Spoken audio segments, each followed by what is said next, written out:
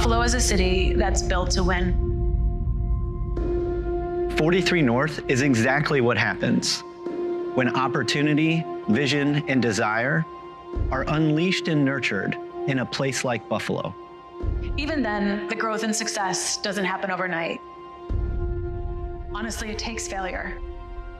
And then you gain momentum by stacking the wins, big and small.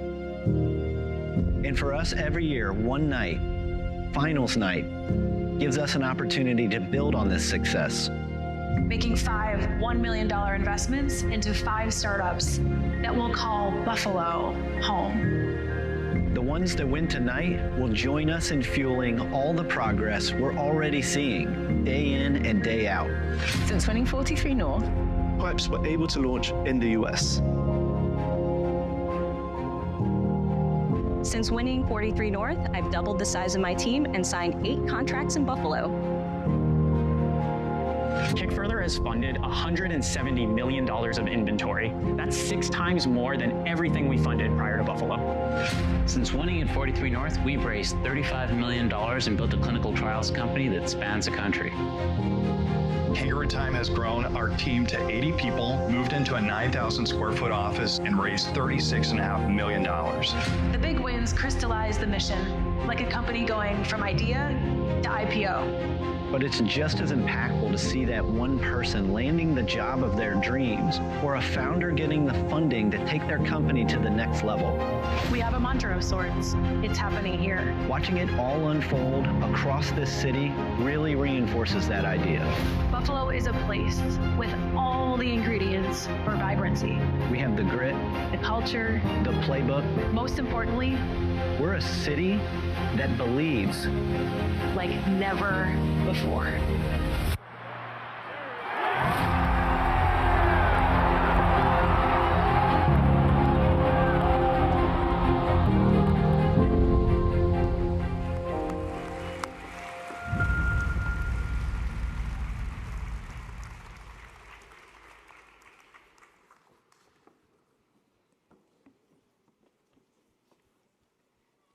Welcome to 43 North Finals.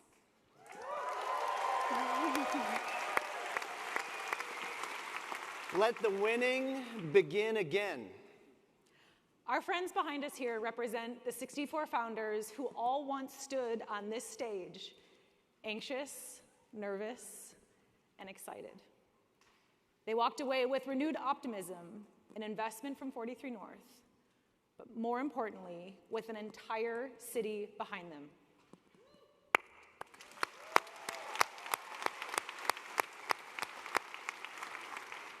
So while they represent the potential for the kind of opportunity and the impact that comes from building a successful business, all of you are the force pushing them forward. The catalysts, the customers, the mentors, investors, friends, the advocates. Because when they win, we all win. Buffalo. Buffalo, we know there's a lot of places you can be tonight. We're grateful that you're here. So let's see who's built to win on this stage. Woo!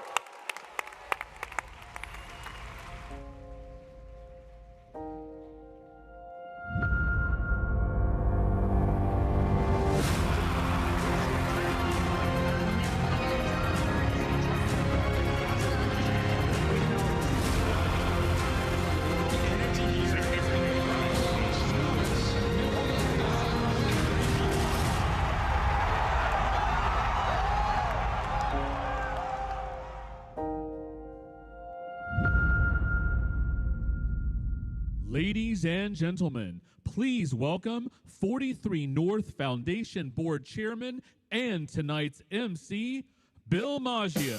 You gotta do better than that. Come on, come on, come on. My boy. See you guys, man. Come on, come on, come on.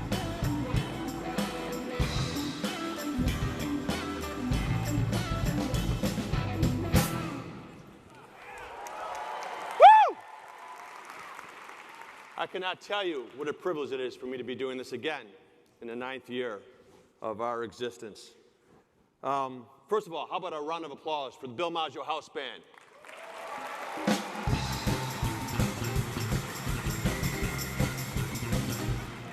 So just a little shout out for these guys. They're going to give, first of all, they're amazing musicians. I think you probably can tell you've been listening for the last hour or so. They're going to give their 100th show in Buffalo next week at Buffalo Ironworks on the 20th of October. Let's be there to support them. They're fantastic. Okay, so I'm not very disciplined. You guys know they gave me this book. I'm supposed to say what's in here, and I never do. I carry it because once I'm out here, they can't control me. And my friends know that I got an issue of clothes. I'm going to admit that. I'm a little particular about what I wear. But every year they try to get me to, like, fit in, wear orange or blue, and I'm opposed to it. And I finally gave in, and I got these sneakers on. And okay, I'll come back to you in a second. I look at these things, and I'm trying to get comfortable with them, but I can't figure out. They look like, everything's recycled now, right? We all know that. They look like recycled construction cones to me, right? What do you guys think? Do you like them? I'm just curious if you're going to play 18 holes after this. Oh, my God. I'm going to go play 18 holes. All right, listen, on behalf of our Chair Emeritus, Jordan Levy, our Media Past Chair, Eric Reich, who I'm looking at right there, let's give a round of applause to our Chairman, Mike Whistler, and our President, Colleen Heidinger, for getting us to this point tonight, for a job well done.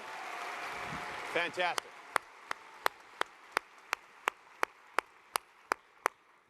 So we're going to get started in a moment. I've been thinking a lot about this organization the last couple of months, and with all due respect to my friends from ESD who are here today, it's just not about economic development. It's just not about creating jobs. We're a family. We're a legacy. And all of you being here today to support us, you're a part of our family. There's almost 3,000 people here. Give yourselves a round of applause for being here to support us.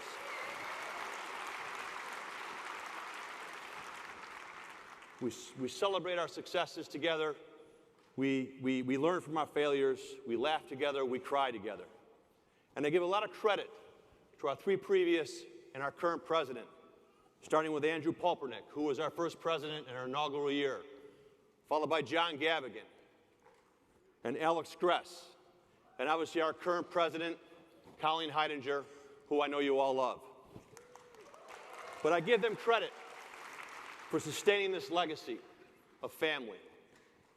And as some of you know in the audience, we lost Alex Gress this summer. Alex was an amazing, phenomenal businessman. He led the transition of this organization, and I watched it, from an entrepreneurial model to a professionally managed company. He worked closely with Jordan Levy and I and others in the initial formation of the 43North Foundation, which I'll talk more about in a second. He was also somebody who loved athletic achievement, loved it, cherished it. He was an amazing endurance athlete, having completed several Ironman triathlons, and I think some of his friends are in the audience tonight. I got to know Alex as a rower. He and I learned to row. We trained and competed for the same boat clubs along the East Coast. And anybody who knows anything about rowing knows it's not about finishing first or last. It's a grueling sport, I'll be honest with you. It's about getting across the finish line. And rowers have this saying, regardless of result. They look across the pond or the river at their competitors. Or they turn in the boat and they look at their teammates and they simply say 2 words. Well rowed. Well rowed. So I'm going to ask each and every one of you to stand up today, right now, and join me in honoring Alex Gress.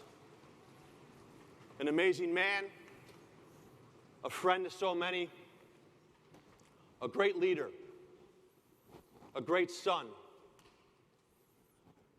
an amazing father, and an amazing husband for a life well rowed. Let's give him a round of applause.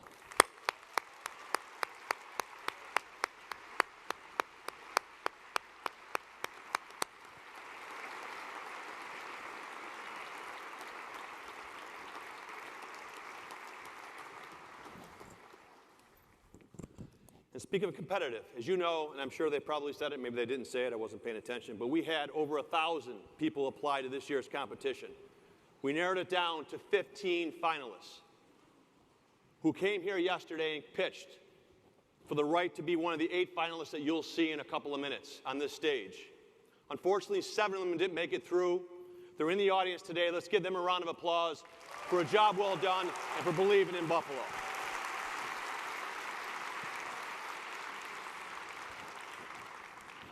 You know, everybody's waiting for us, for me to do this and all that kind of stuff. I mean, we got to take it up a notch here.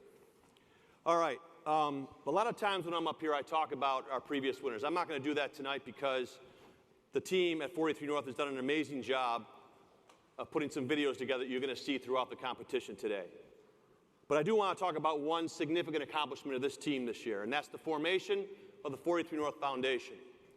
This is an organization with tens and tens of millions of dollars that is specifically dedicated towards funding and sustaining the legacy of not only this great organization, but of this effort that we're all working hard to create this entrepreneurial rebirth in our community. Let's get the staff of 43 North a round of applause for an amazing accomplishment.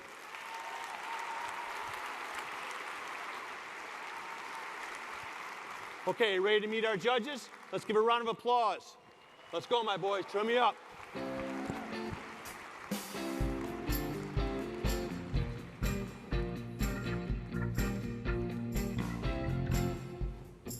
She is the partner at Multitudes and co-founder of Global Women's in VC.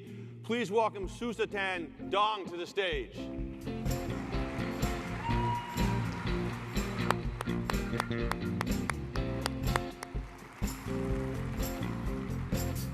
He is a managing partner at Revolution and Rise of the Rest funds. Please welcome David Hall.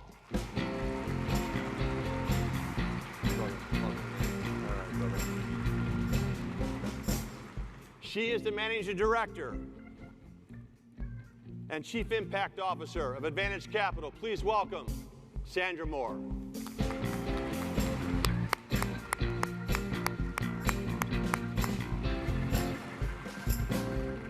A Buffalo native, having attended Waterfront School and Hetchtuck High School, he is currently the founder and CEO of DigitalOcean. Please welcome Yancey Spurl.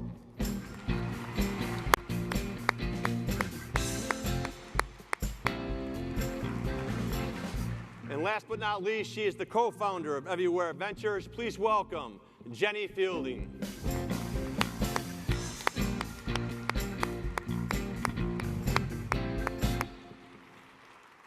You guys ready to go? What do you think?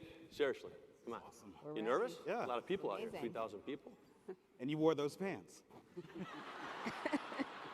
And those shoes. See?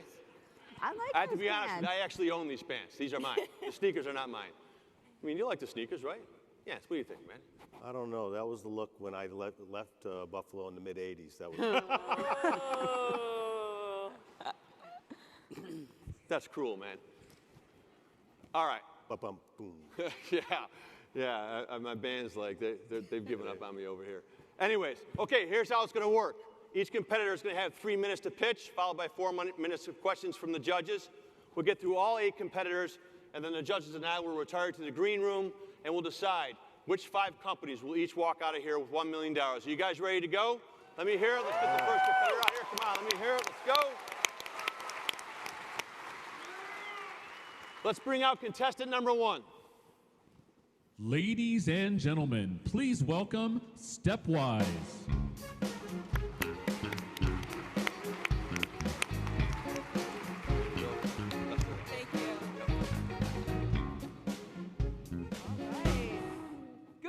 Buffalo.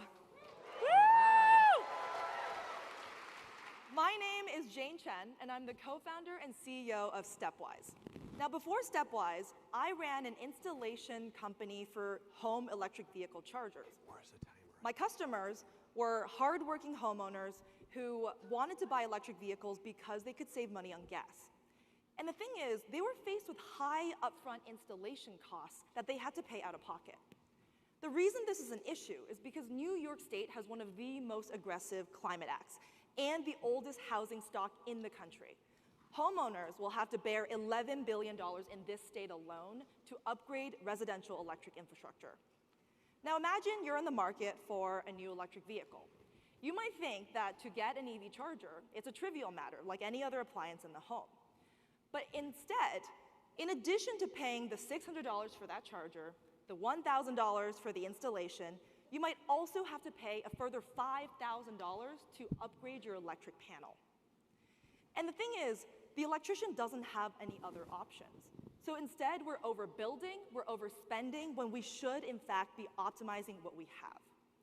This is where Stepwise comes in. We are a regulation-compliant, patent-pending solution with both hardware and software components that can optimize your existing electric panel. And we can do it at a fraction of the cost of that panel upgrade. So let me illustrate how this would work. Imagine a high-usage scenario in your house where you have your AC running, your electric stove, your water heater, and your EV charger.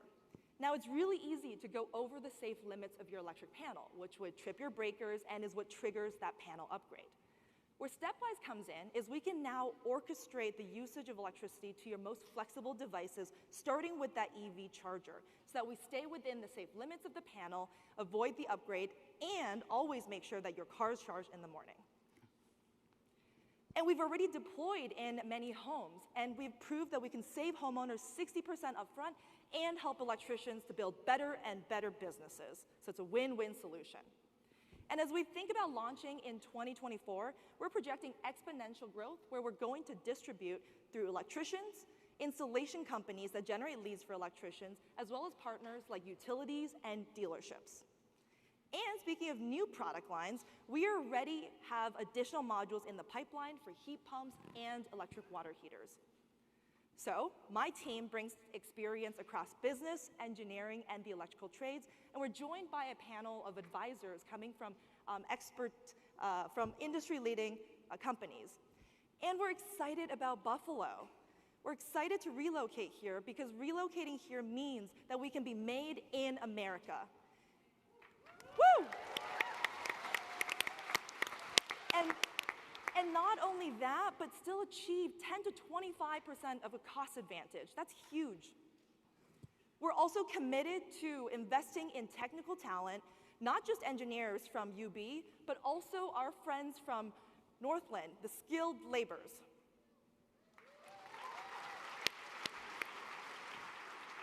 And look, where better to build a new innovative energy solution than right here in the City of Lights? Am I right?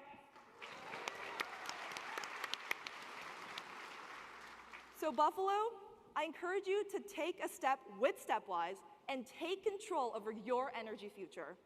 Thank you so much.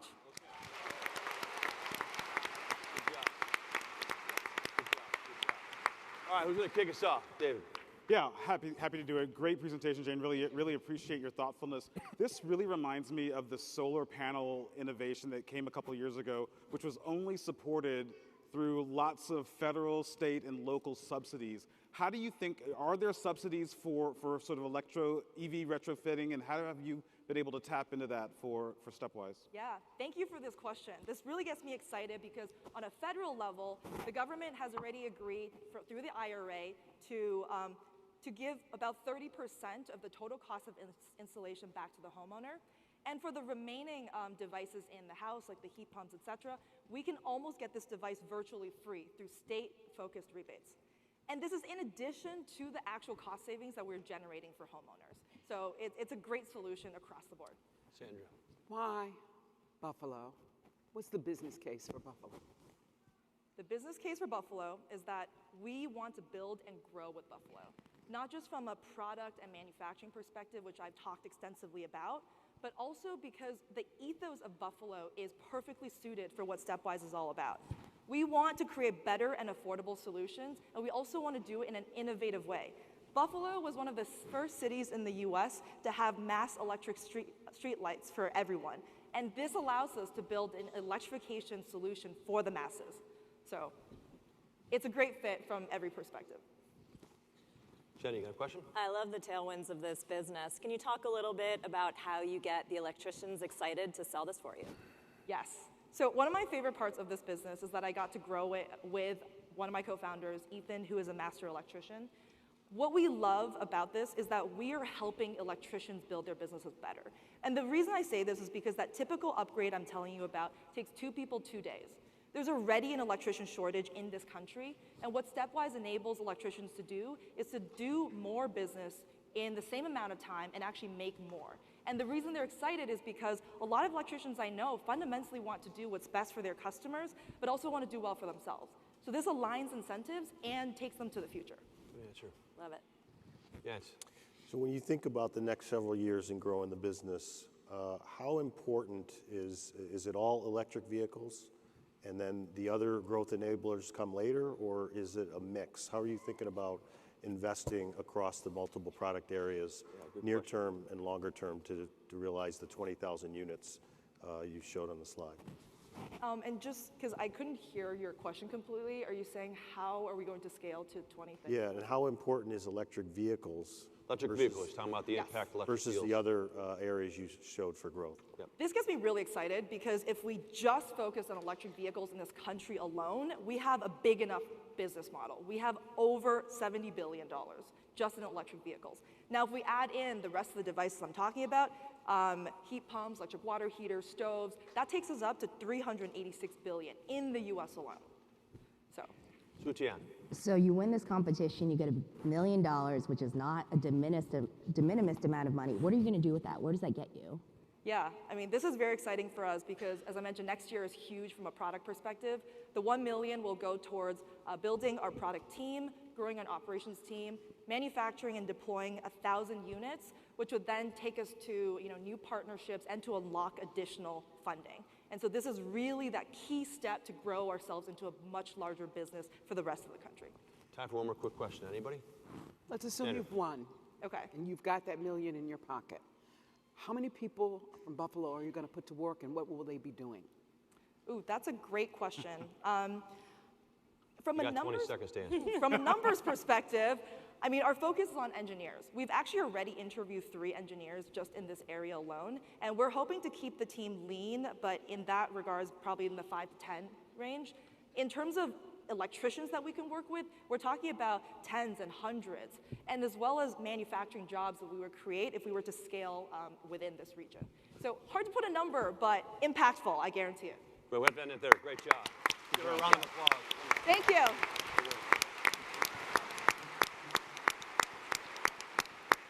You guys got to pay attention. You're missing the cues like crazy over here. Come on. All right, let's meet our second finalist, please. Ladies and gentlemen, please welcome Cav.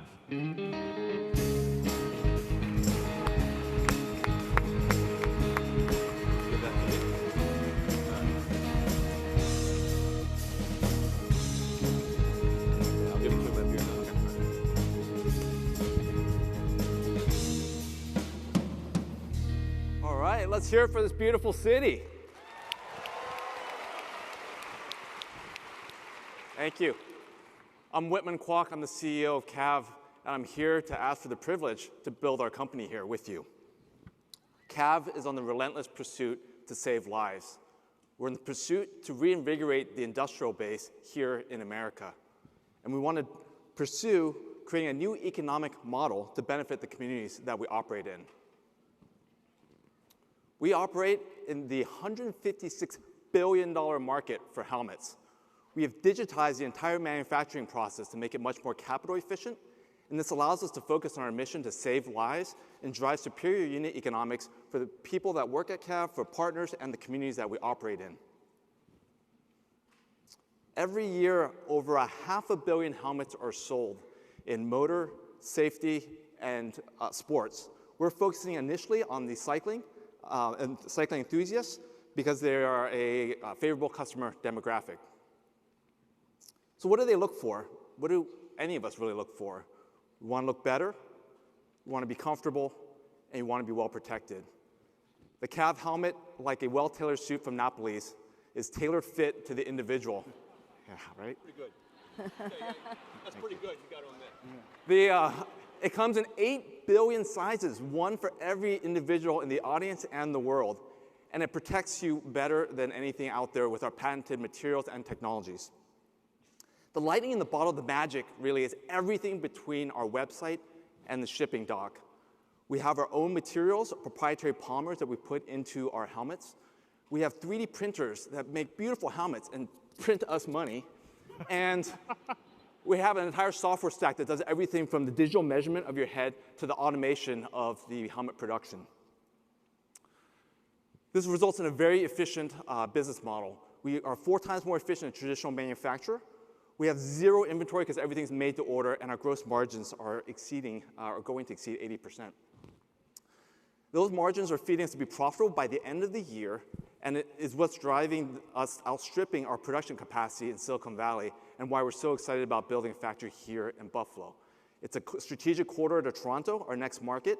It cuts our logistics and is much more efficient and has a steep tradition. Buffalo has a steep tradition in manufacturing. But we're not just looking to build a factory or a retail experience here. We're building an entire ecosystem of suppliers, collaborations, engagement with the community, like the slow roll ride. Yes. And we have a very experienced executive team. Each individual has over 25 years of experience, whether it's building technology, factories, or brands up to 35 million. I'm excited to announce that as of today, we also launched CAV Colors. So this expands the ability to have helmets that also match your kits. With that, I will take questions. Okay, who's going to kick us off here? I should have got you a bike. So Whitman, great presentation. Really enjoy learning about the helmet. I guess the biggest question I have is, how can you prove the safety element of your helmet against something that I can go pick up at Dick's Sporting Goods or something? How can you prove that safety element? Yeah, absolutely. So we benchmark ourselves against the CPSC standard, which is the US standard. We exceed that by quite a bit. Unfortunately, there's also, in the last few years, Virginia Tech has done independent studies, and they're kind of like, you can think of the consumer reports for helmets. And we're publishing a research paper with them at the end of the year that will prove out the technologies for consumers and give us an independent, highly credible source to show the improved safety aspects. Big question, yes. Yeah, how do you get people comfortable when they can just go to the local bike shop or Dick's Sporting Goods and get a bike helmet that they're going to order it custom? And are they saving a lot of money? Is it that much safer? What's the premium benefit that people get to go through the inconvenience of not being able to just go across the street and buy a helmet? Yeah, absolutely. We've bifurcated the market into the cycling enthusiasts, which is maybe about 40% of the revenue in the cycling industry, but 80% of the profits. Those individuals are accustomed to having custom bikes made. They spend well over $1,000 on their bikes. And this is exactly kind of the same purchasing experience that they expect. The entire industry actually is moving to a D2C model. The biggest bike brands now all sell direct and are bypassing the local bike store.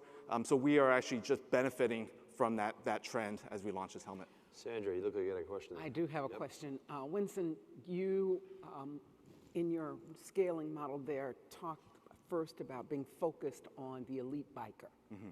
Well, that's what it is, elite biker. Yes. How are you going to scale beyond that? Yes, this is really important. Our mission is to save lives, and it shouldn't be an exclusive thing.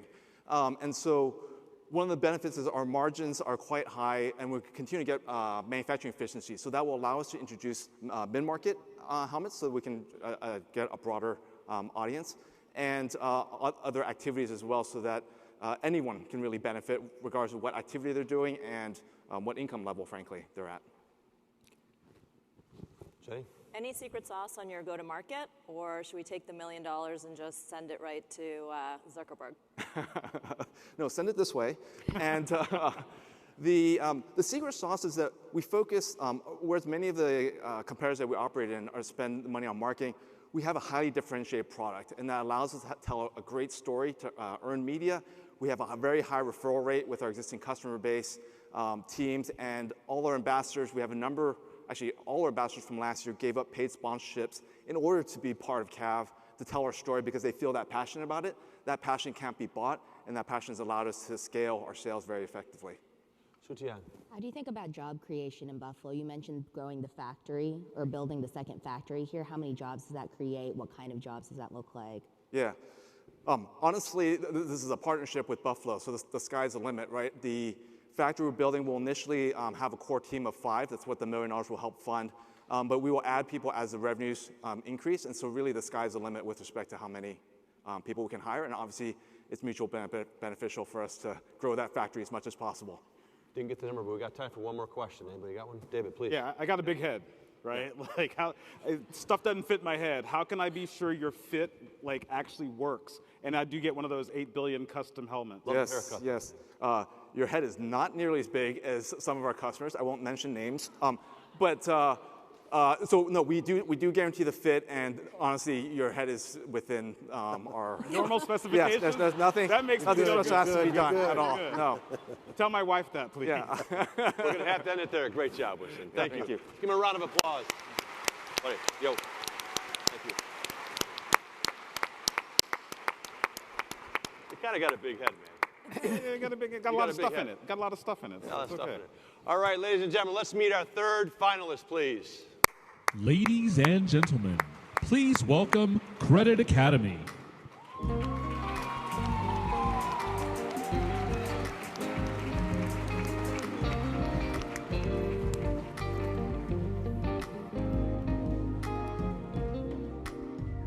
Hello. So I want to talk to you all today about the most dangerous weapon in our country, and most of y'all are carrying it in your wallet right now, your credit cards. Hi, I'm Evan, founder of Credit Academy. Now, growing up as a young adult, I struggled with credit. I was that kid, turned 18, got a credit card right away, and immediately maxed it out. But as I got older, I realized that I wasn't alone with those struggles. There's over 90 million adult Americans who are considered credit challenged, and for the first time in US history, credit card debt surpassed $1 trillion. Biggest problem with credit, we don't discuss it till it's too late.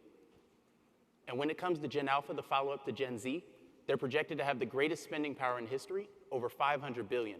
So it's important we start the conversation about money and credit earlier. So knowing financial habits are formed as early as 7 years old, that was what led us to launch Kitty Credit, a tool for brands to help parents educate kids under 12 about credit through tasks. So think of a missed chore like a missed payment, and based off performance, they'd receive a credit score. We charge brands for access to our orgs platform where they can interact directly with the families and also unlock a financial literacy journey of over 250 hours of content. Additionally, we partnered with Equifax to offer our family plan on the platform. But we didn't stop there. The number one question we got from the families that use the app and the companies we work with is, what happens when they outgrow your product? And that was what led us to expand to launch Credit Academy, where we're introducing the world's first credit card for the next generation that places an emphasis on education over spend. And the way it works is simple.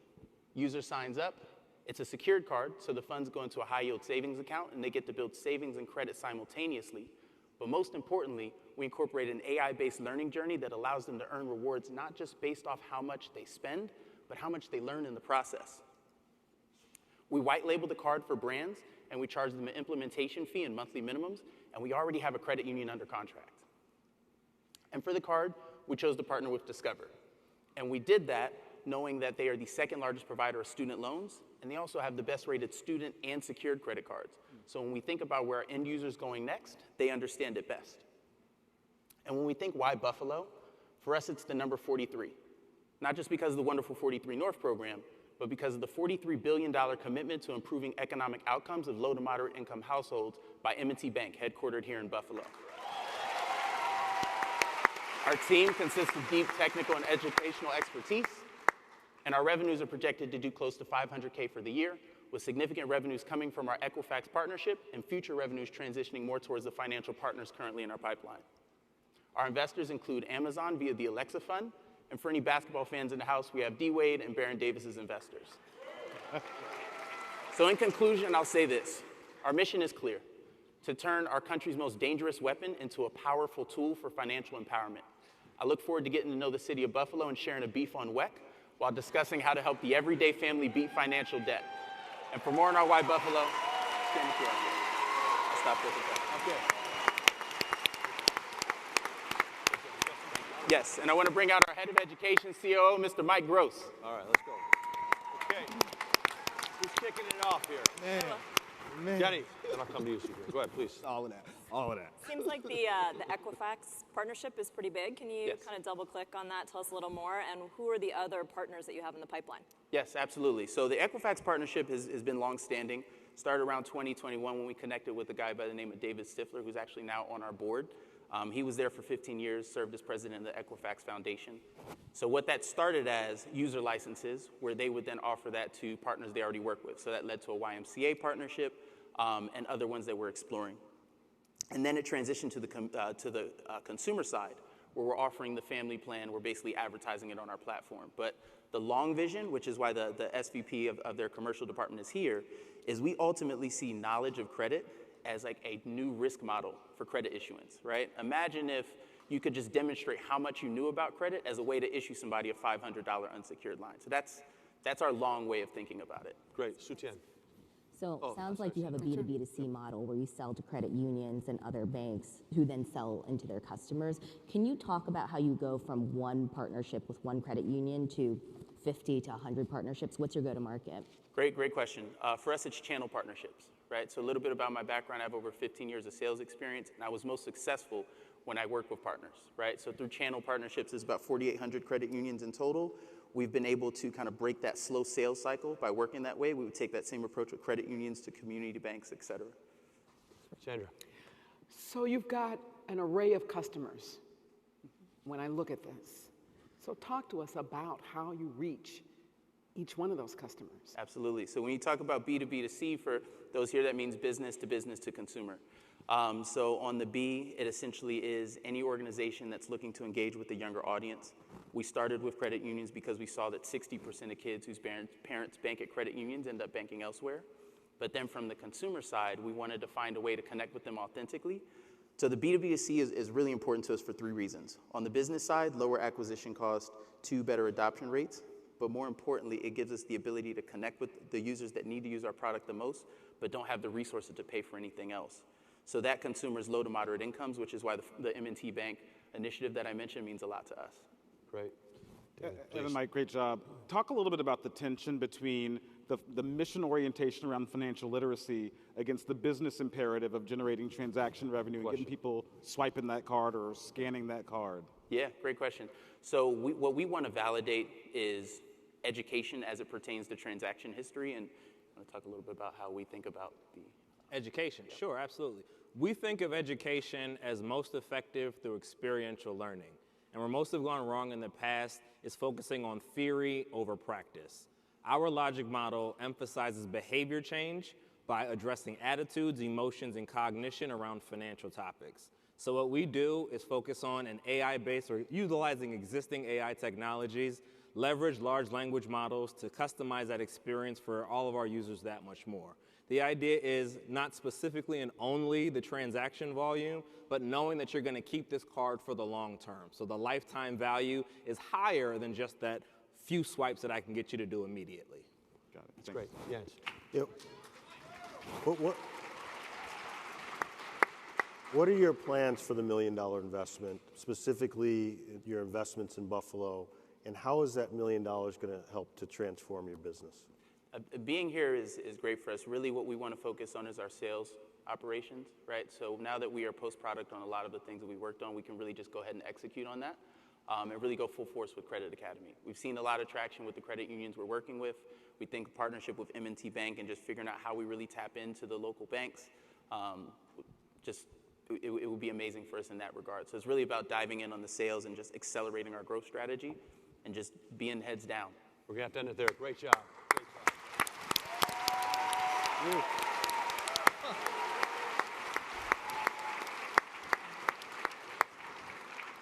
What do we think so far? Exciting, right? Great companies. All right, we're gonna see a little video here on one of our 2021 winners' top seed. I'll be back with you in about a minute and a half.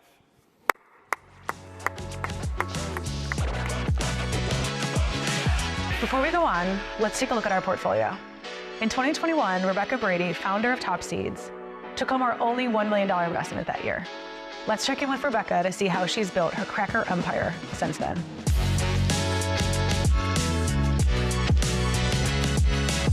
Top Seeds was born from my passion for healthy living, sports, and good food. We make thin, crispy seed crackers. Top Seeds is woman-owned, minority-driven, and USDA organic certified. And we're proud to maintain that as we keep growing right here in Buffalo. On the night of the 43North Finals, I was filled with fear. When I set up the business, I was just fulfilling my passion for making great seed crackers. Little did I know that I was going to have to be pitching to an audience of 3,000 people.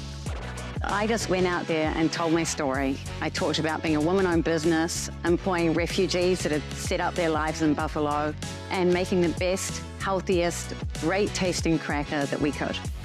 When they called out Top Seeds to say that we'd won the $1 million, it just blew my mind. I was just honored to be part of the group to win the $500,000, but to be the $1 million winner, I knew this was huge, and I felt immensely proud of all that we'd achieved as a team, and so excited to be in Buffalo and sharing this with everyone. Before winning 43North, we were in 300 stores throughout the US. Today, we're in nearly 1,000 stores throughout the US. We have 800 customers. We're going to keep growing the team. We're going to move into our new facility in downtown Buffalo, where we can grow our current capacity to 6 times what we're producing now. And we're just so happy to make Buffalo proud. For all the founders pitching here tonight, good luck. I'm glad I'm not you, but have fun while you're up there. You've got this. Back to the pitches. I gotta go make some crackers.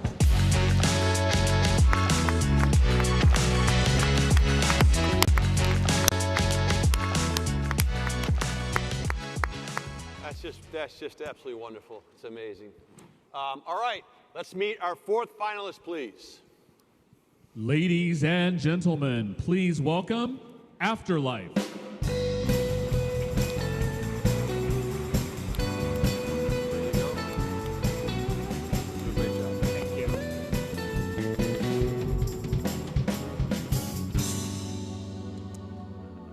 At Afterlife, we are growing the best mushrooms on the planet using food waste that would otherwise go into landfills to provide local and sustainable produce for everyone. Mushrooms are actually one of the most important organisms on this planet. It's a great waste decomposer. It can decompose food waste, oil spills, and even microplastics. Plus, it's a great superfood. It prevents cancer, boosts immunity, and also helps with brain power. And most importantly, it's delicious. So the mushroom market is already a massive market. We're looking at, and it's growing rapidly. It's a $5.3 billion target market in the US alone. And with mushroom supplements and extracts becoming even more important, this number is going to increase even further. And why do we cultivate the best mushrooms, and how could we claim this? It's because, one, we're the most sustainable. We are using food waste, and we're the only farm that uses food waste to grow our mushrooms. And we divert that from going to landfills to reduce greenhouse gas emissions. 2, we're one of the best tasting. And we can claim this because we harvest and deliver our mushrooms on a daily basis. So instead of waiting 3 to 4 days for your mushrooms, you're getting the freshest mushrooms there are out there.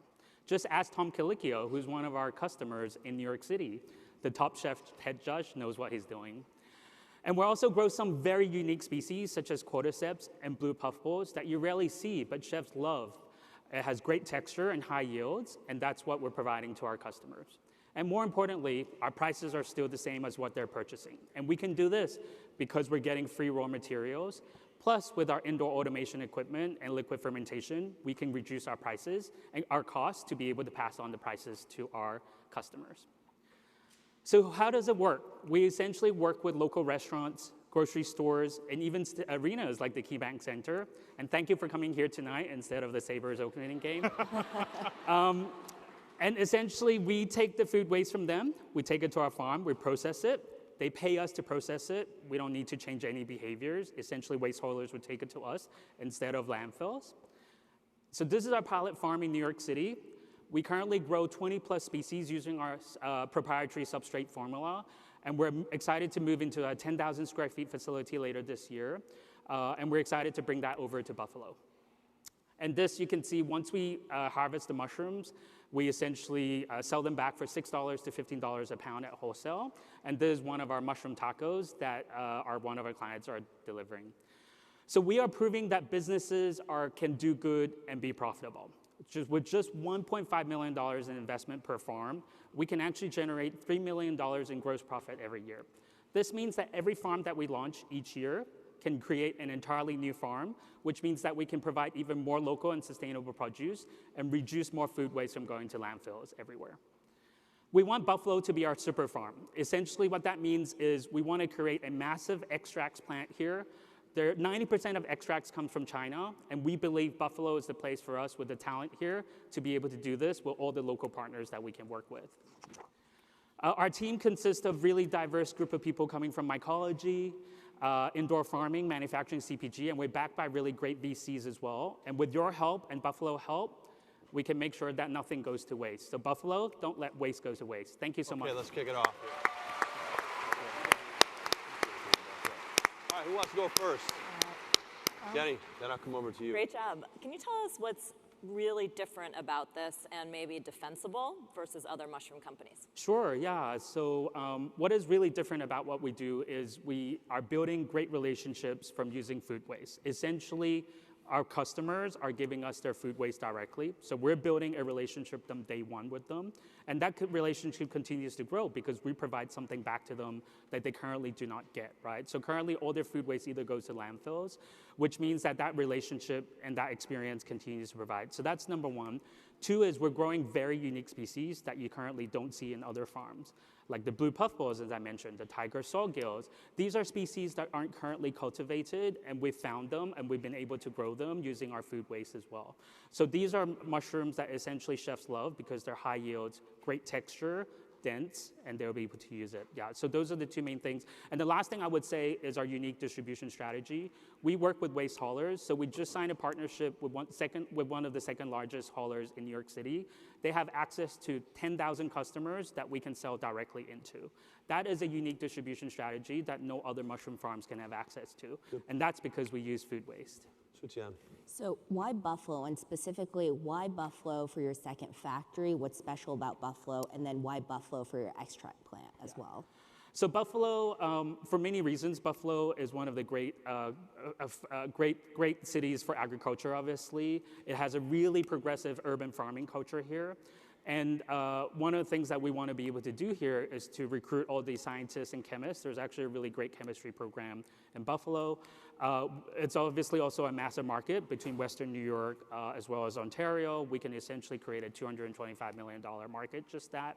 And for the extract business, for many reasons, one, as I mentioned, the chemistry here, the chemists, the scientists, but also we truly believe the weather here is also great for mushroom growing. For those that don't know, it's actually better to grow mushrooms in the cold than it is in the warm. So it's actually really great to grow mushrooms here.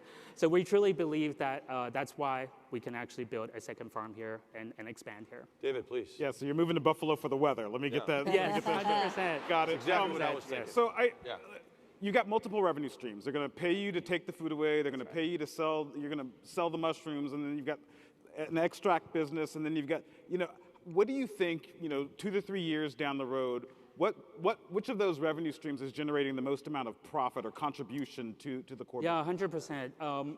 So as part of our mission is to not let waste go to waste. So it's really important for us to be able to grow fresh mushrooms. We are a mushroom business. So selling fresh mushrooms would generate a 65% margin plus, depending on the species. So that will be our core business. However, while saying that, you can never get 100% sales versus supply versus demand. So whatever's left over is turned into extracts, and we believe with shelf-stable products, that can continue to grow because there is no domestic supplier currently for extracts business in this country. 90% comes from China.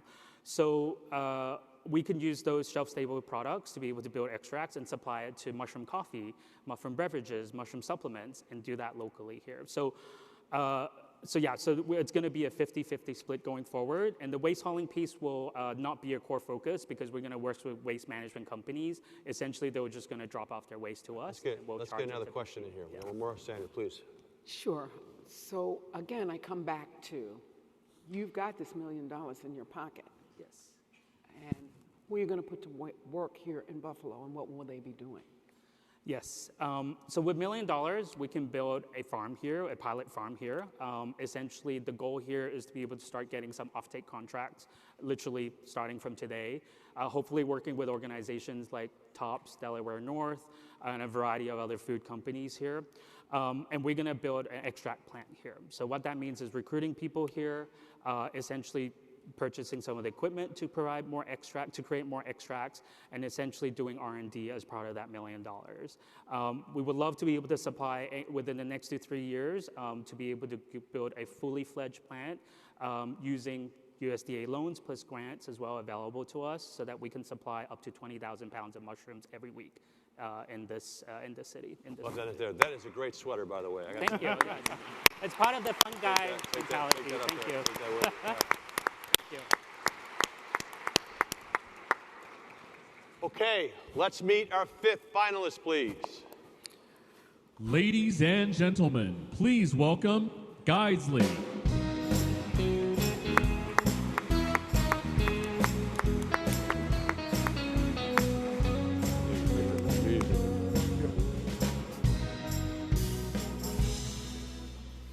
Hello, Buffalo. I'm David Lord, founder and CEO of Guidesley. Guidesley is the first vertical SaaS platform for outdoor recreational guides with a consumer marketplace. And if you look back, this is me, Lake Erie, fishing for steelhead last November, where I first learned of 43North and why I'm here today. Thank you. So we've built a great startup team with over 40 years of experience and multiple exits to solve this problem. And our guide problem is that 80% of guides don't have any online booking. 30% don't even have a website. So we solved this problem by building a vertical SaaS platform with branded websites. We then packaged all of that into a mobile application. So a guide has moved from the analog to a full digital, running their entire business on their phone. We've built all of this technology over the last 2 years. Make no mistake, Guidesley is a technology platform. Our market opportunity is $40 billion in the United States, $100 billion globally. We've already entered the fishing, hunting, wildlife, and water sports verticals. We'll enter the remaining verticals over the next 2 quarters. Our business model is a win-win with our guides. We give them websites, we build technology, we bring trips and customers. We charge 10% of the transaction. So we don't make any money unless our guides make money. We've got tremendous traction. As you can see from these charts, 500% year-over-year growth in our trips. And that's what guides really need, more trips. We have 100% guide growth on the platform year over year. And just this summer, we reached our 500K ARR. Thank you, thank you. Because as always, that's hard to reach. Yeah. So our cohort tells the story, and it's a little bit confusing, but our first guides in 2021, our first 32 SaaS guides, we tracked them through 3 years. In 2021, they averaged 6 trips a year. In 2023, they averaged nearly 30 trips a year. And in the SaaS world, that's a great deliverable. Our guides are ecstatic. Captain Ross was our very first SaaS guide. We went out at the end of last year, and he told me, David, you provide 10,000 more net revenue. That's meaningful to me, but I know that because I hear that from guides every day, how we deliver value. And of course, why Buffalo? It's a tremendous market. It's the #4 state in guides in the United States. Look out your window. Lake Erie is a world-class fishery, as are the Great Lakes. And we want to bring the first guide conference right here to the Buffalo Convention Center. And in 2024, our goals to triple our SaaS guides to 2,000, to grow our ARR to 3 million, and to reach profitability. Thank you, Buffalo. Well done. All right, Jens, hey, you kick it off, Jens. Great presentation. You mentioned 7 or 8 different verticals, and you started with fishing. you know, the thing with the early stage business is focus, and I wonder why are you going after all those verticals now versus fully monetizing the opportunity in fishing? Yeah, that's a great question. We started out with direct focus on fishing. But as we started to implement new technology in 2023 to bring inbound, so we didn't have to hunt every guide, guides would come to us. It turns out all guides from all walks of life. So scuba diving guides were joining, scalloping guides, lobster guides. We had a snow sport guide who wants to join. So we came to the determination our approach of focus was not going to work if we wanted to really scale the business. So we decided to go after all verticals, and that's why we're working to solve that problem. Because inbound is the least expensive of the customer acquisition models. And when guides want to join your platform, you probably should not put up an obstacle in their path. David. Yeah, I'm curious against what do you mostly see competitively for these guides in the marketplace? Like, what else are they using? Is it still a very analog system where people are doing this in spreadsheets and on clipboards and stuff? That is the majority of cases right now. We're dealing with people who write things down in books. The majority of the guides definitely do that. We're dealing with cash-only businesses who are trying to adjust. That government report for $40 billion, that's what people report to the government. We know it's much bigger. And then there is, wait a minute, did I say that out loud? No, you didn't. And there is one competitor who is a horizontal SaaS, so a generalist.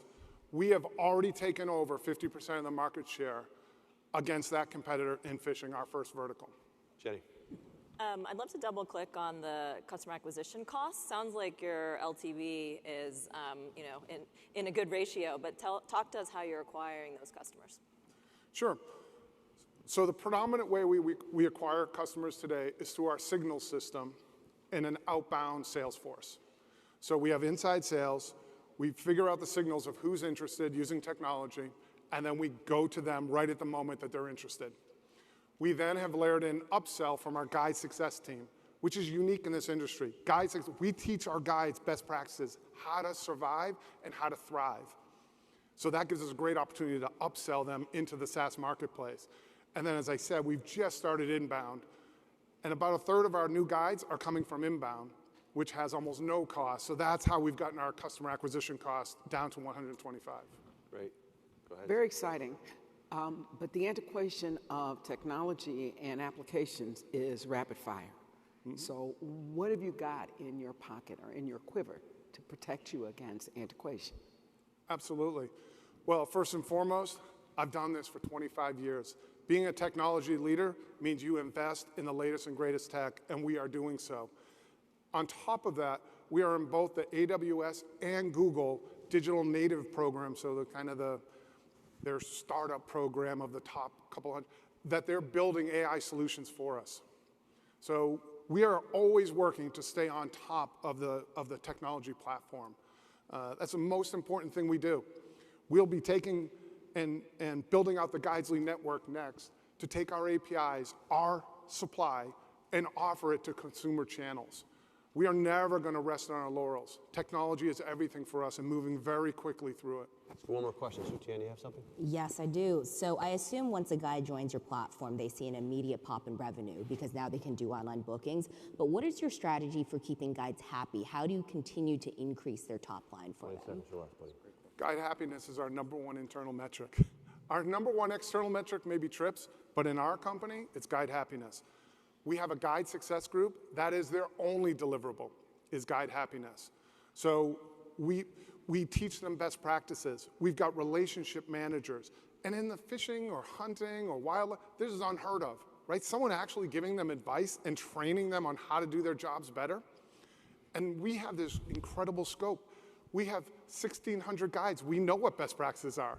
We know what works and what doesn't. So we are just constantly going through and trying to teach our guides those solutions. We'll end it there. Great job.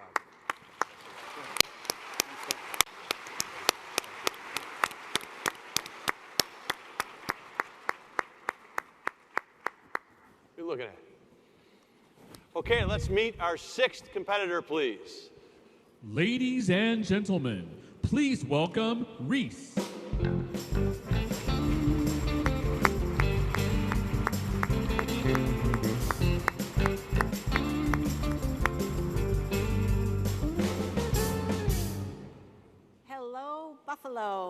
It's great to be here tonight. Thank you so much for having me. My name is Mary Lawson.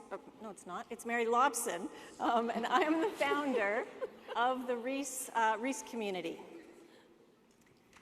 Every 68 seconds in this country, someone is sexually assaulted. Yet only about 5% of people actually report to police. That is a significant amount of harm that goes unreported. And often we know that there are no clear pathways for people to come forward. This is a $1 trillion issue across campuses, communities, and workplaces. Employee-related costs, insurance, settlements, fines. The costs are staggering. And it's not unique to the United States. This is a global problem, and Rees is a global solution. Rees stands for Respect, Educate, Empower Survivors. And I developed this platform specifically for addressing campus sexual violence. We launched in September 2020 and have since expanded to include bullying, abuse, harassment, and discrimination. It's got multiple reporting pathways that we can customize for any customer, any sector, any industry. We know that with increased data and insights, those can inform prevention. We know that early detection of problematic behaviors can help identify patterns and issues before they escalate. Reducing barriers to reporting empowers survivors to share their stories in whatever way they choose. Our total addressable market is really big because we believe that anywhere people gather, Rees can be there. Today, we have close to 300,000 people who are part of the Rees community. These are some of our current partners. And tonight, as we're here, the Sabres are launching the season. Yesterday, we had a launch of our own. I'm pleased to announce that the Respect Hockey Culture Center launched yesterday, supporting leagues across North America and the players there with reporting, supports, and resources. Thank you. We're a B2B SaaS company. We have multi-year agreements. We have had zero churn, and we're on track to hit $1 million in revenue this year. The question is not really why do we want to come to Buffalo, because I think this is exactly why we want to come to Buffalo. The question really is, why does Buffalo want Rees? And I think we are values aligned. I know we are values aligned in our commitment to community. And we also are working in some of the sectors that you are leaders in. And we are here to build a company. The question has been asked of me, how many employees do you want to hire? And the reality is we're here to build a company. And so there are lots of jobs to be done as we move forward in Buffalo. I've worked in the gender-based violence field for close to 30 years. Our our technical lead, his name is Chris DeRossi. He was the chief architect of the Mac operating system, and we have an amazing team. Rees is here. Rees is ready to build in Buffalo. We invite you to join us, and together we'll make Buffalo the global leader for reporting and violence prevention. Thank you.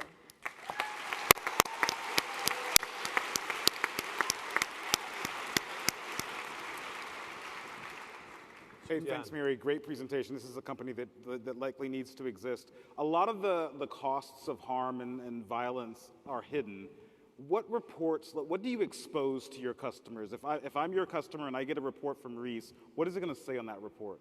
Yeah, so there's basic information, like when and where, things like time of day or day of week or locations.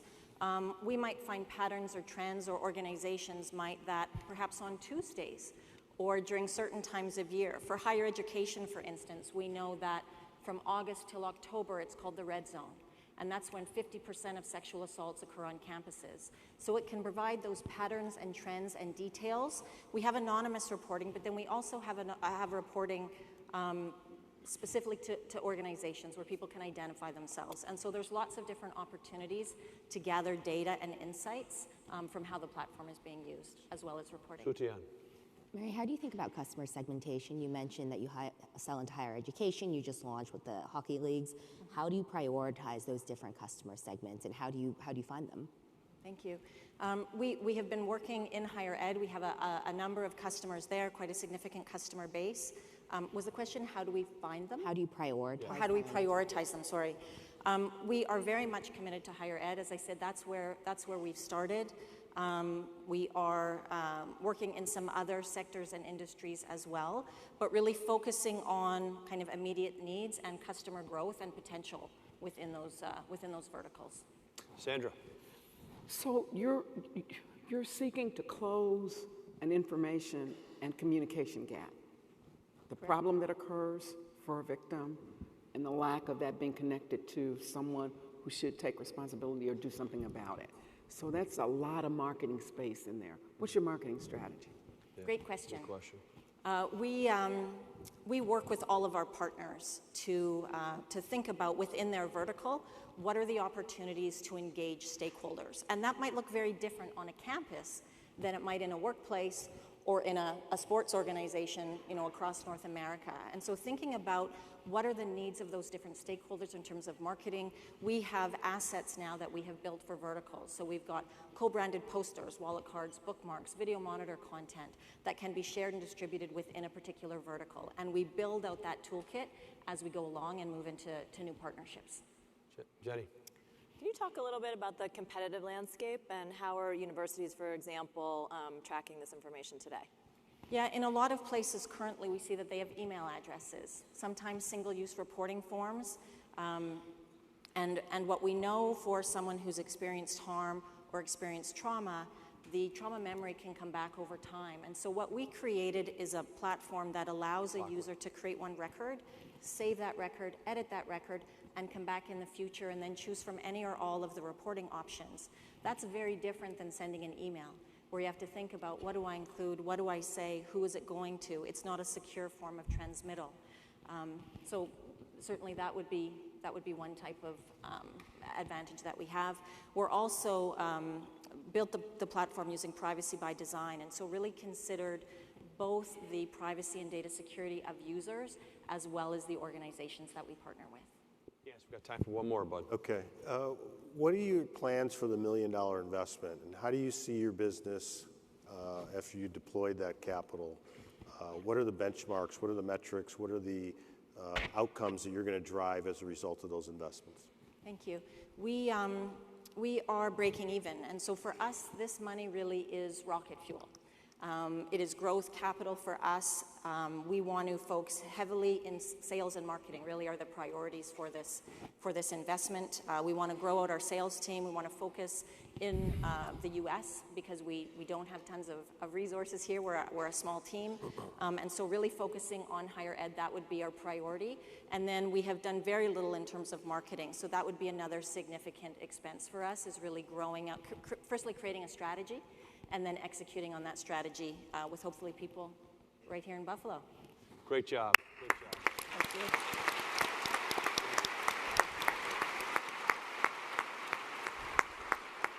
Important topic. Very important topic. Okay, we're going to take a break. Let the judges just take a minute or two to kind of collect their thoughts. We're going to see another video. I think this is on 2017 winner Squire. So enjoy, and I'll be back in a minute or two. Thank you.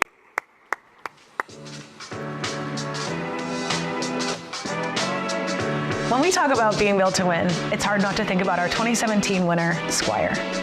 Since standing on this stage, the barbershop software management company has raised over $140 million.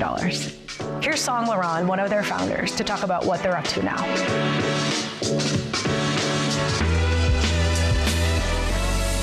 Squire is an all-in-one business management system built specifically for barbershops. You can think of us as the operating system for these small businesses.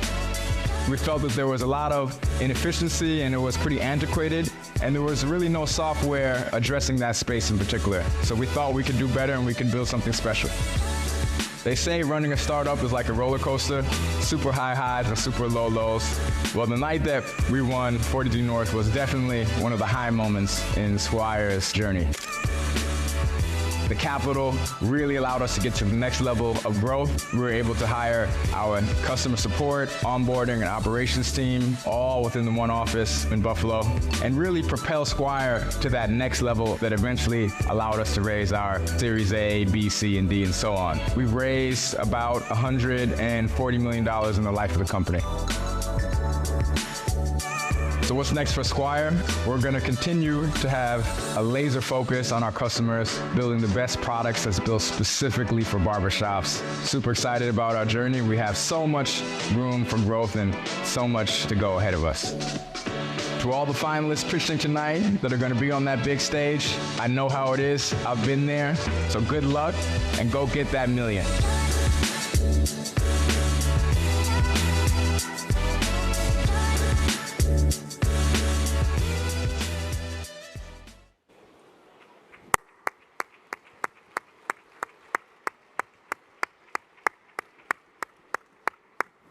Okay. By the way, we just confirmed there is literally 3,000 people here, which is absolutely amazing. Opening night for the Sabres. I cannot tell you how much we appreciate you all being here. Thank you. Let's meet our 7th finalist, please. Ladies and gentlemen, please welcome StoreCash.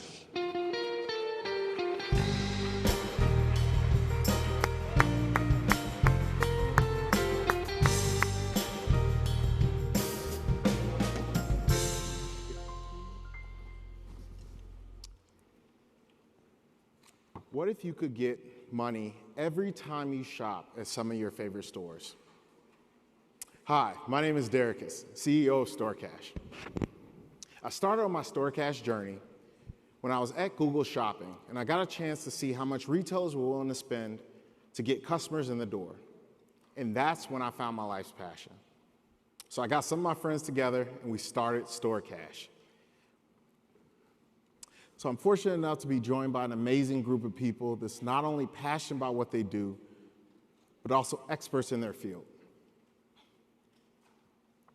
There are over 200 million Americans living paycheck to paycheck, and retailers aren't spending marketing dollars on these Americans. And it's saving, they're missing out on about $70 billion a year. So our solution is StoreCash. We're an AI-powered mobile payment solution designed to allow users to pay cheaply and easily by paying with QR codes and barcodes and saving over $900 a year by just paying with QR codes and barcodes. And it helps out retailers because it increases their total addressable market size. So these are how many stores we're already in, over 400 major retailers and over 200,000 locations. And this is actual cash back that we get at these stores. So how does it work? You go into any of our 200,000 locations, you'll get a real-time notification. It'll tell you how much cash back you get. Right here is Burlington, you get 8.4%. This person spent $94, so you go to the cash register once you get done shopping, you type in your total amount, instantly you'll get a QR code, you scan that QR code, and you're done. It's that simple. It's just like Apple Pay. This is the actual user on StoreCash. They saved over $430 in just 6 months. And they spent about $94 on this purchase and earned about $8 back. And you can use this instantly, anywhere, or on your next StoreCash purchase. We've got about 65,000 users in just 11 months. And we've acquired them for over $2 and about 60 cents a user. We got about 300K in ARR so far, and we'll get to 3 million ARR by the end of 2024. And Buffalo already loves us. We're top 3rd city in Buffalo using StoreCash already. So we're already loved by Buffalonians. And we can get about 7 additional employees by operating here right out of Buffalo. And these are some of our investors. We raised about $2.7 million so far. And that is StoreCash. We're allowing users to save about $900 annually just by paying with QR codes and barcodes at their favorite stores. Go Buffalo. Okay, let's get Jens, please. Yeah, there's a lot of payment options out there in addition to digital payment, crypto, all sorts of things. What is it about your product that's going to drive consumers to the brands to have incentive to use you? What's the differentiation that you have versus all these other alternatives? So we actually get 2 to 3% more than a lot of the Rakutens and the Dashes of the world because we don't go through the typical rails. We evade MasterCard and Visa rails, and that's why you pay with a QR code and a barcode. And we're embedded in their closed loop system, so we can pay them directly instead of going through those rails, and that's where you can save another 3%, and then they give us an additional % because we're in their closed loop system. So as a customer, this sounds amazing, right? I'm walking into Burlington, I spend $100, I get $12 back. That's pretty magical. So how do you find those customers? So what's your customer acquisition strategy, and how do you get them to? What's the thinking behind getting them to pay $2 a month versus offering it for free? Good question. Yeah. So whenever users, well, first our user that we've noticed that is super users on StoreCash, the majority of them are women around the ages of 30 to 39, and we get them via Meta, Facebook and Instagram, and also Google Ads. And your second question there?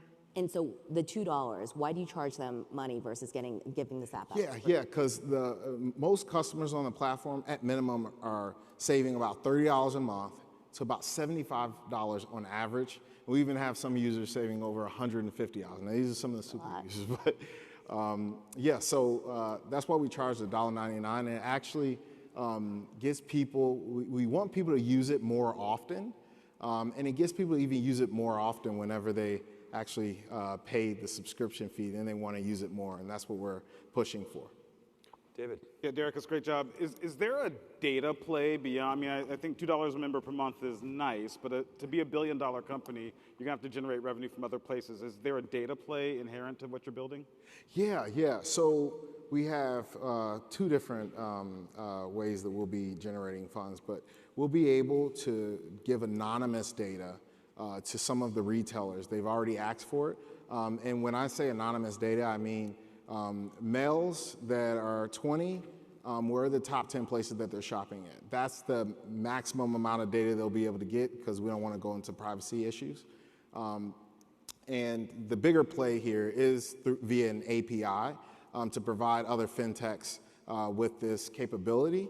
And once we be able to provide them with the capability, we'll, we say, be the plaid for retail stores with QR codes and barcodes. Good, Jenny. You're based in California, kind of heart of venture capital. So I want to really understand why Buffalo. What would be the benefit for you? Yeah, well, we need to expand our employees. We have like 4 or 5 employees. We have over 65,000 users. And the problem with California is everything is very, very expensive. I think we got avocado toast for $15, and here it was like $3. So, you know, being able to save $433,000 in 1 year is huge for us. And we can now add the other 7 more employees and actually get us to get some breathing room a little bit, breathing room. So you're cutting Visa and MasterCard out by 3%. Yes. And they're coming for you. Yes. So how are you going to keep this competitive advantage that you've designed? Well, Visa and MasterCard at this point is shaking because FedNow just made it easy to transfer money, and that's their only reason why Visa and MasterCard has been in between our cards. They transfer money instantly, and it's been difficult to do that via bank to bank. They're also going to be angry at us, but right now I think they're frustrated with the government for making it instant. So hopefully they won't come after us just yet. We'll have to end it there. Great job. Thank you.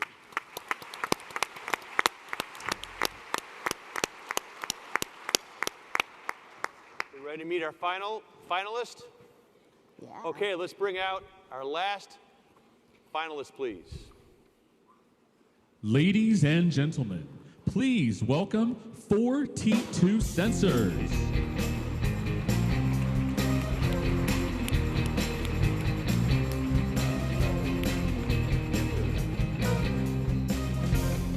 I got these sneakers out, and they bring out a guy who looks like Liam Hemsworth. Jesus. Good evening, Buffalo.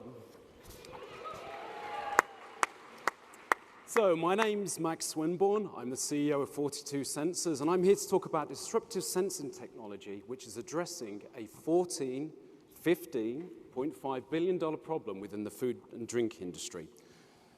So what's the problem? Well, worldwide, there are 42,000 drinks factories, and every day, those drink factories have to stop to clean the pipes within them. Well, why the hell do they do that? Well, they have to swap brands. When they swap brands, when they swap flavors, production stops, and it's a dumb process. Just think about your washing machine, your dishwasher. It has no idea how dirty the items are inside the machine are, or when the cycle is finished, so it runs on a timer. And that's how factories work. So what's the effect of this? Well, every year, the industry loses 53 billion liters of water, and every year, industry loses $67 billion of lost profit. So radical change is needed, and that's where we come in. Our patented technology is like X-rays, MRI, ultrasonics. It's a brand new way of seeing the world, and we use it to digitally fingerprint fluids in real time. It's about 100 times better than the current technology that's available. With our patented algorithms, it's a dynamic system that replaces that dumb timer, much like the washing machines. So we've installed this system, multiple sites, including Diageo, guys who make Guinness, guys who make Smirnoff, and also some of the world's largest soft drinks manufacturers. And the results have been truly amazing. In one factory, in 1 year, we can save 10 million liters of water, 210 megawatt hours of energy, and an astonishing $8 million of profit is given back to just one factory, right? And that's one factory to the 42,000 that's available to us. So how about the business model? Well, we install the sensors, and it works as an audit and diagnose. We leave the sensors, it tells the customer how bad the process is, how much energy they're wasting, how much water they're wasting. And then, as a monthly recurring fee, we switch the sensors into a dynamic mode, and it controls the process, replacing that timer.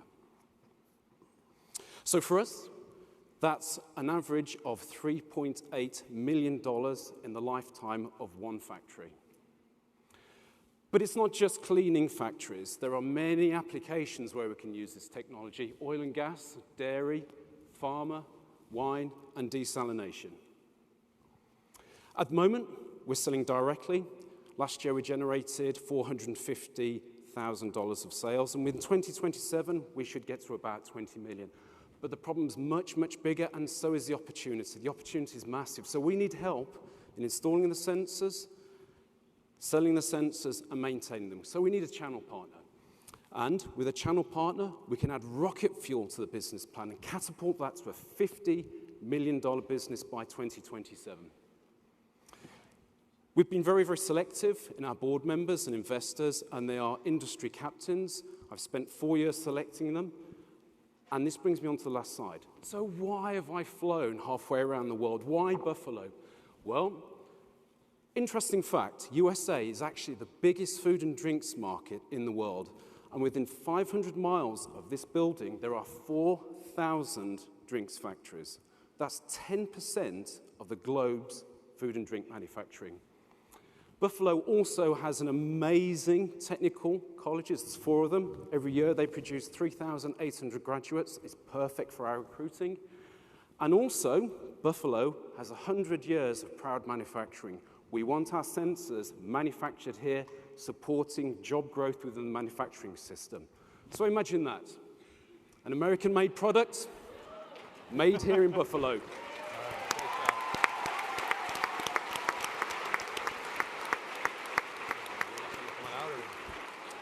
Okay, so it's question and answers time. I'd like you all to give a big hand to the COO, Sammy Scott. Okay, let's get ready. Who's first?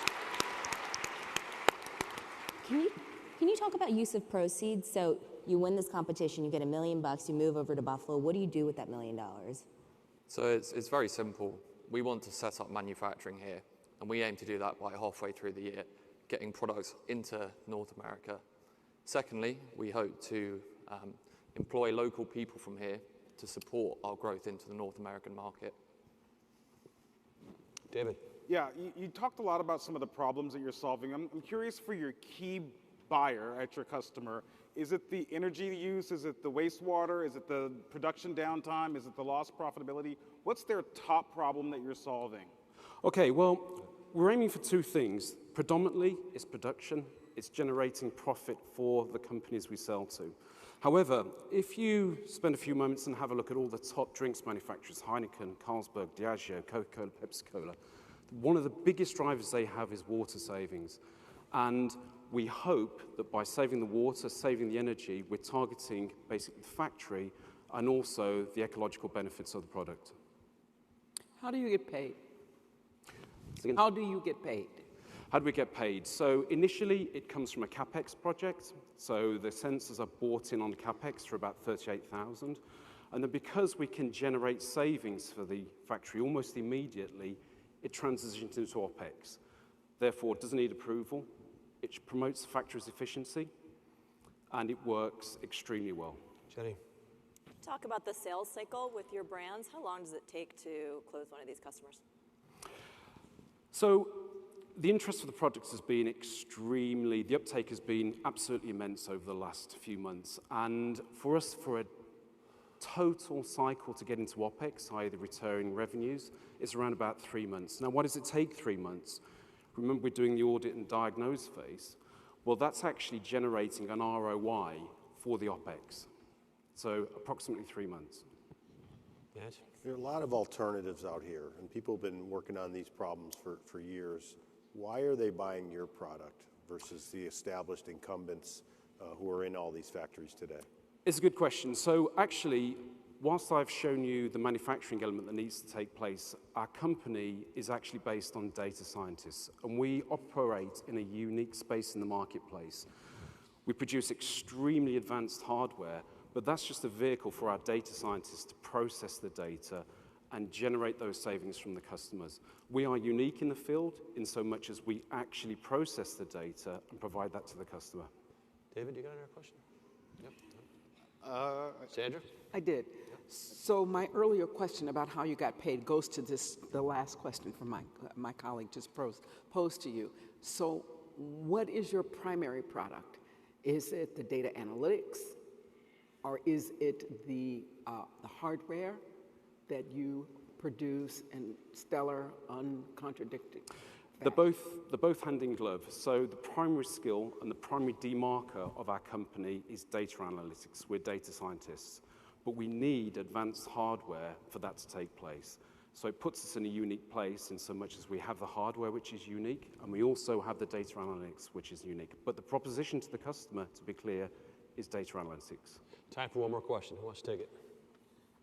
You mentioned that a lot of your revenue in the future will come from channel partners. Where are you at with that process? How many channel partners do you have locked in? What's the pipeline for that? So we have 2 channel partners onboarded. One of them is looking at Africa. The other one is an enormous channel partner with about a 3.8 billion turnover, employing 40,000 people, which has worldwide coverage. They have relationships with our main customers and have done for about 50 years. Okay, well, I've done it there. Great job.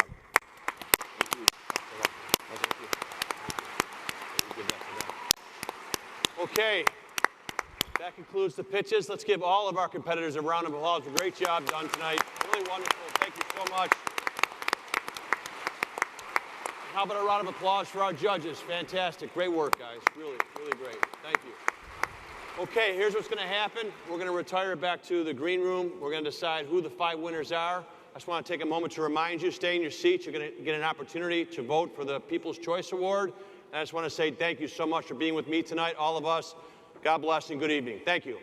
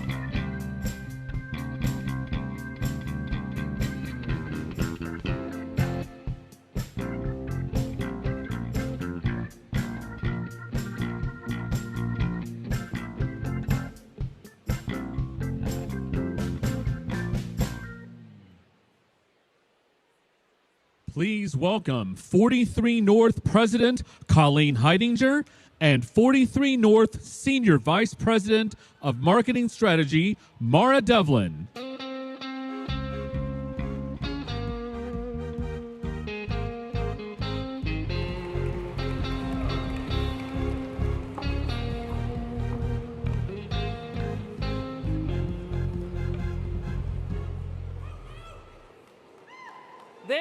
This is a moment that you're all going to want to stay in your seats for. Thanks to our partners at Highmark, Blue Cross, Blue Shield, 43 North has been given the incredible opportunity to get all of you in on the action tonight.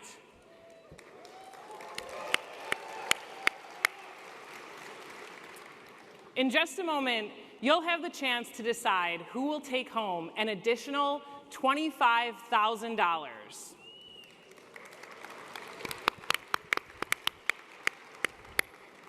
But first, on behalf of all of us at 43 North, we extend our deepest gratitude to Highmark, Blue Cross Blue Shield for this generous support. Please join me in welcoming Mike Ball, a very dear friend, the Vice President of Community Affairs at Highmark, Blue Cross Blue Shield.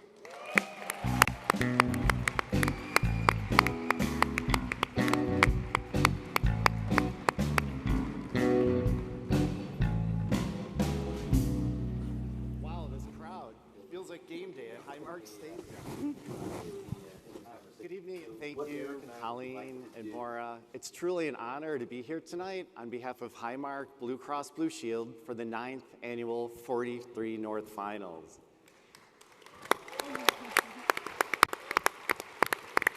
If there's one night or event that reflects the promise of Buffalo's bright future, it's tonight. Thanks to our partners at 43 North and the 8 incredible startups that we heard from already. Highmark Blue Cross Blue Shield is the only health plan located in the city of Buffalo. And next spring, we will be relocating our 1,400 local team members to 43 North's headquarters at Seneca One Tower. We're so proud to support the competition and are excited to work alongside 43 North and all of its companies. As the region's longest-standing health plan, we understand that a healthy population, a vibrant community, and strong economy, they're all connected. 43 North has brought entrepreneurs from around the world to Buffalo to grow their businesses and their workforces. It has served as a catalyst for economic opportunity. And if you're in the crowd tonight, you likely share our passion for the competition and our excitement for this year's finalists. That's why Highmark is thrilled to bring back the People's Choice Awards this year, giving all of you the opportunity to help decide which organization takes home an additional $25,000 to accelerate their business. We can't wait to welcome this year's 43 North winners into the community that we love and show them what Buffalo is all about. It's been an incredible evening with much more to go, and with that, I'd like to turn it back to 43 North, who will explain how you can cast your vote. Thank you, go Bills, go Sabres.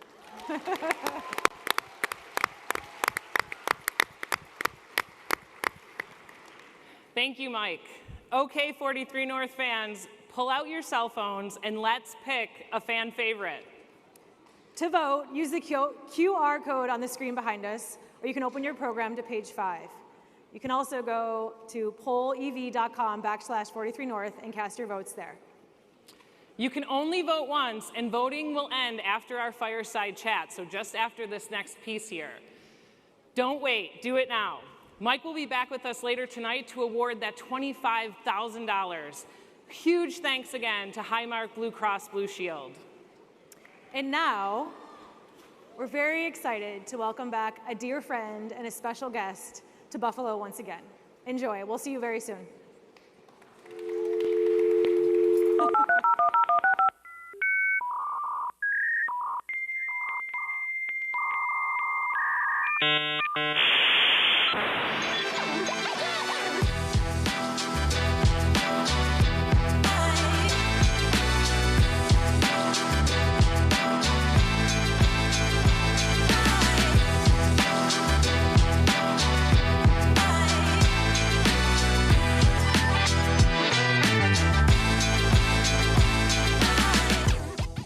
welcome Chairman and CEO of Revolution, Steve Case, and Bloomberg TV anchor, Romaine Bostick.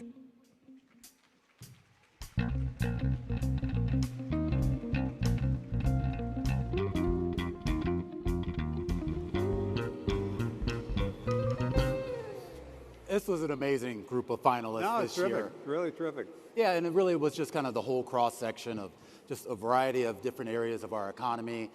Everyone out there, of course, has a book on their seat from Steve Case. And I do want to talk a little bit about kind of the premise of that book. I mean, you got on a bus, you bought a bus, traveled around looking for ways and looking for people and looking for ideas. Why do that? Why not just set up shop in Silicon Valley and make everybody come to you? Well, first of all, it's great to be back in Buffalo. We were here with our Rise the Rest bus 8 years ago, and the progress since then has really been remarkable. I spent the whole day seeing a lot of different things, and everybody should feel great about the progress. There's still a lot of work to do, obviously, but tremendous progress. And I also would say I was in Texas a few weeks ago, and they say everything is bigger in Texas. But this pitch competition, this crowd is pretty big, so maybe everything's bigger in Buffalo. Go Buffalo. You should feel great about it. In terms of your question, we started on this effort, Rise Rest, about a decade ago. We recognize that entrepreneurship, innovation is core to this country, has been, always will be. But there had been a divide where there's some people in some places, like a Silicon Valley, doing really well, and a lot of people in a lot of places, struggling, feeling left behind. So that's when we decided to hit the road. We've done bus tours in over 50 cities. We've now made 200 investments in 100 different cities. And we find just being on the ground, meeting people, getting a sense of the community, getting a sense of the culture really informs our decision, in part because what we see in so many cities, like we just saw tonight, is the ideas that are emerging have something to do with the backstory, something to do with the experiences people have that lead them to have insights. Entrepreneurs fundamentally see a problem, and they decide to go do something about it by starting a company to go address that problem. So it's been very gratifying to spend most of the last decade traveling around, visiting a lot of cities, meeting hundreds and hundreds, probably thousands and thousands of entrepreneurs. And it gives me hope for the country and hope for parts of the country like a Buffalo that had a great kind of past, but then was struggling a little bit and now fighting its way back. I mean, it had a glorious past, and of course, it's somewhat of a victim of just normal circumstances. But when you look at not only the entrepreneurs that have come, when you look at all of the folks now, camped out in Seneca One, and the potential economic impact, not only that they're providing now, that potentially they could be providing for decades to come. Yeah, we need to reimagine big industries, healthcare, education, food, financial services, transportation, pretty big things. And we need everybody everywhere to be on the field, more shots on goal, taking more shots. That's part of it. If we're going to remain the most innovative entrepreneurial nation in the world, we need to do that in a world that's becoming more competitive. But we also, to your question, need to be creating more jobs in places like a Buffalo to create more hope and opportunity here and reverse what's happened for the last several decades. I'm sure some of the audience have experienced this, where maybe you grew up here, maybe you went to school here, but then you left here because you felt the opportunity was somewhere else. How do you get more people growing up here staying here, and some of the people who left boomeranging back? And that only happens if you really have a vital community, a vital economy. There are new jobs, new opportunities, new sense of optimism and innovation, which we've seen develop, as I said, so nicely here in Buffalo over the last decade. And there's got to be a bit of a network effect to that as well, right? Yeah. One of the great things about Silicon Valley is the network effect. You do have, entrepreneurs and investors kind of working together and creating that network density. Part of the importance of events like this week is to create that in other cities. And part of what we're trying to do with Rise Rest is not just invest in specific companies alongside other investors, which obviously that's part of it, is then network those companies together all across the country so they together can do things they couldn't do on their own. So we do a lot of summits and other events to try to give these entrepreneurs not just money, but the ability to take their ideas and really scale them. In the process, reimagine industries. In the process, reimagine communities. In the process, create more hope for a united country where more people do feel optimistic as opposed to anxious about the future. Talk a little bit more, I guess, about the support that these winners tonight are going to get after this. They're not just getting a check and sent on their way here. There is mentorship, there is partnership, there's access to other investors. Talk a little bit about why that's important for a new it's critically important. I should say our Rise the Rest Fund, we have co-invested with 43 North in a number of the winners, but the pitch competition tonight and the awards you'll hear in just a few minutes. We're kind of the interstitial. While the judges fight it out back there, we're filling time, and they'll signal us when the judges have a decision. So we might get that hook here any minute. But it is critically important. Obviously, the capital is necessary. You know, in my case, when I started my company, America Online AOL, almost 4 decades ago, we raised $1 million over 1 year. It took us a year to do what 5 companies are going to do in the next few minutes. I heard someone cheer. I think that's one of the people who still has an AOL account. Somebody hopefully out there has an AOL account. And so the point is, we had this idea, but having the idea without the ability to start assembling a team, the ability to start building a product, the ability to start marketing it, it's really hard. So that initial capital is critically important. But that's really the beginning. It's all the other things you do in terms of helping build out teams, helping add boards, helping establish partnerships, helping tell the stories of these companies so they can kind of keep building, attract the next round of investors, customers, partners, et cetera. That's really where the rubber meets the road. And it's important not just for investors like our team at Rise the Rest to do this, but everybody in the community. Hopefully the 3,000 people here listening to some of these pitches will say, okay, 5 of these companies are going to win. What can I do to help these companies? What can I do to make an introduction to one of these entrepreneurs? What can I do, even if you just have coffee with them and give them a little bit of a, it's tough starting these companies, give them a little bit of a support. Well, for some of those people in the audience that maybe are thinking about starting a company, they have an idea and they don't know how to do it.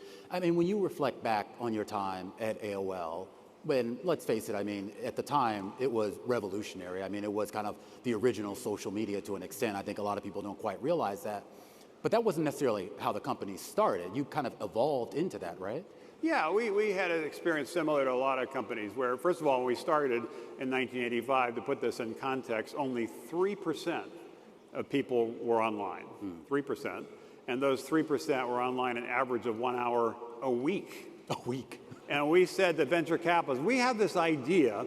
We think the world is going to get connected. Everybody's going to buy computers and other devices. They're going to have telecommunications capability, and they're going to send email and buy products. Most people looked at us like, well, that is crazy. Maybe some computer hobbyists would do it, but it'd never be a mainstream market. So part of the lesson when I hear entrepreneurs, I don't focus just on what might go wrong, I focus on what might go right, because that idea of the internet obviously ended up being pervasive. But as you said, we started with a little bit of money, launched in a certain way. A few years later, we pivoted, did something else. A few years later, we pivoted, did something else.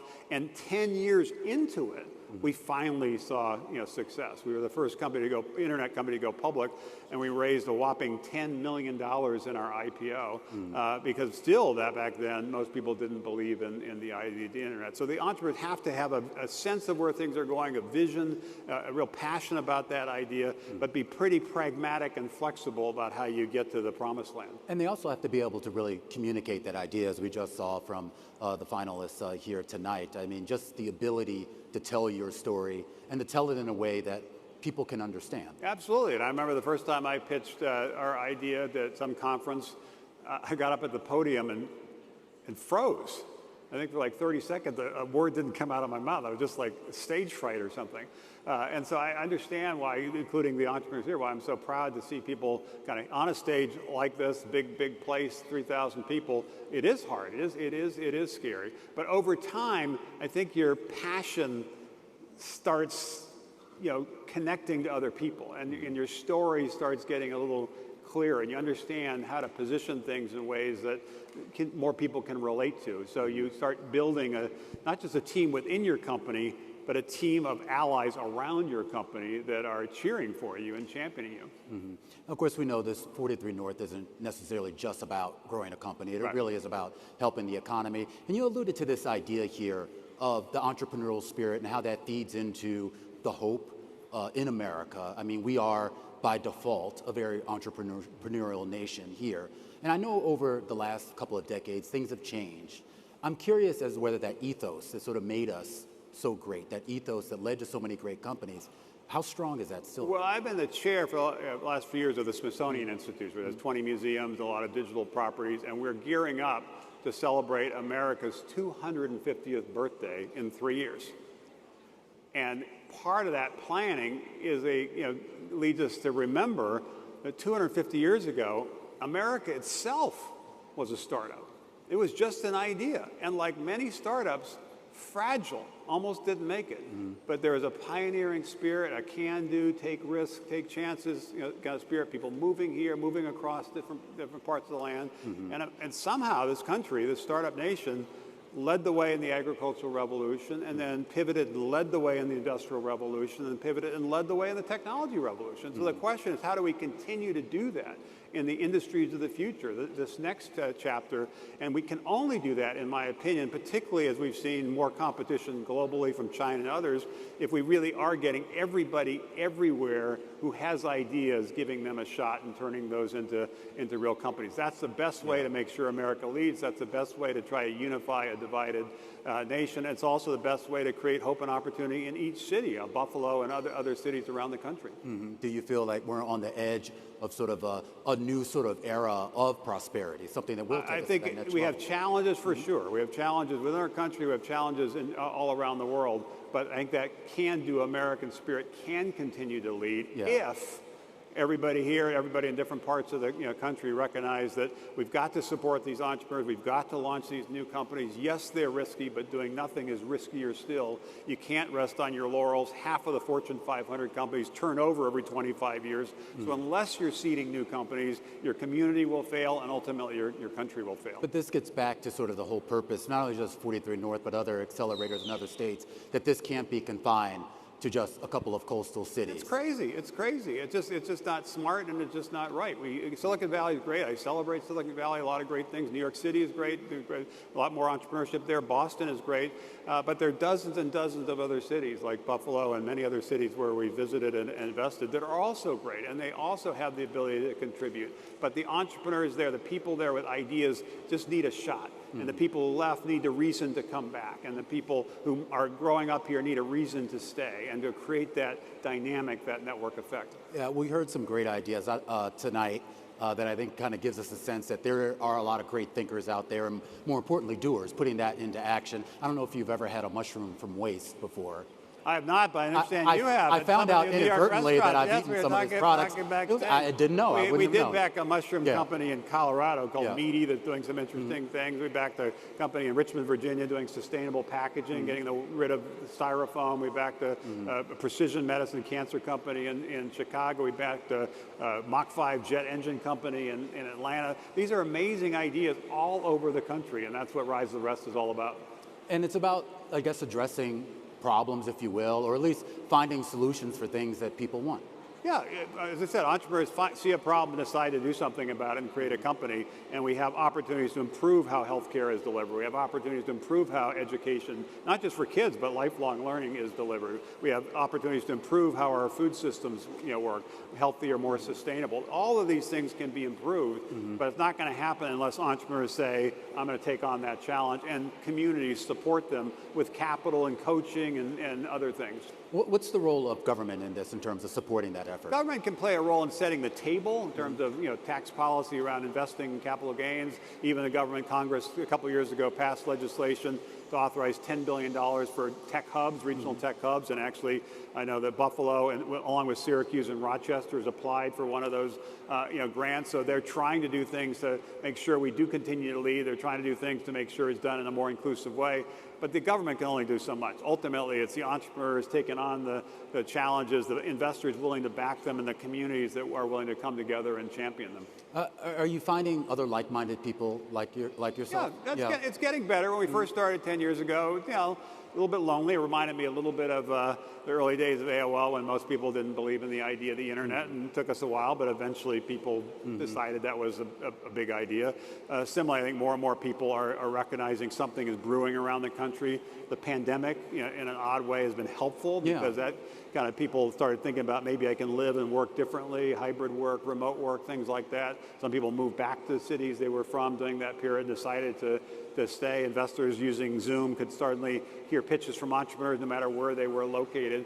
So the momentum has been building, and I think it will continue to build. I'm just pleased that there's been so much development over the last 8 years here in Buffalo. I just thank everybody in the room you wouldn't be here if you didn't believe in entrepreneurs, you didn't believe in innovation, you didn't believe in Buffalo. I just encourage you to say, celebrate the wins, celebrate the entrepreneurs tonight, and recognize it's game on, because the next decade, it's going to really change the trajectory of innovation in America. And it was interesting to hear in some of the pitches, particularly in response to some of the questions from the judges, not just about how good the business is going to be, but what the impact is actually going to be for Buffalo itself. Yeah, no, I think people care about that.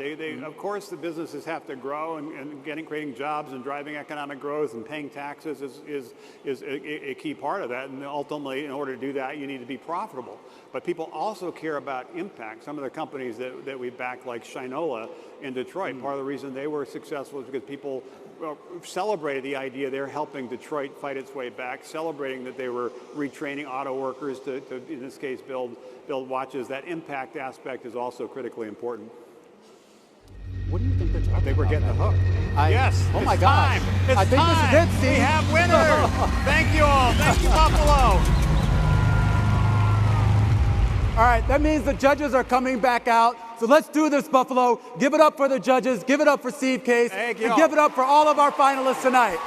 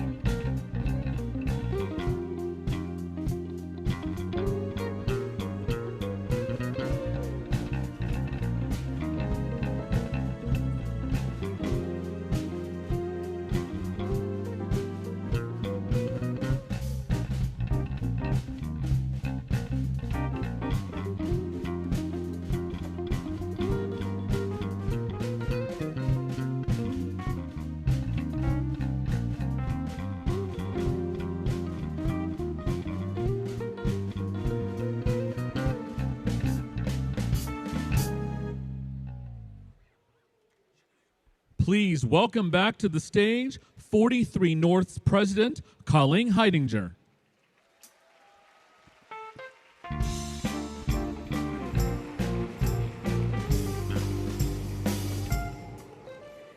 Okay, Buffalo, here we go. What a night. It's time to find out who's built to win in our Queen City. First, I'd like to thank all of our supporters who make both our year-round program and this night special. Special thanks to Governor Kathy Hochul and Empire State Development, the Ralph C. Wilson Jr. Foundation, and the M&T Bank Foundation. We are grateful for your support and generosity across the years, and to all of our final supporters for this specific night. You've helped to bring it to life, so we are truly grateful. Yes.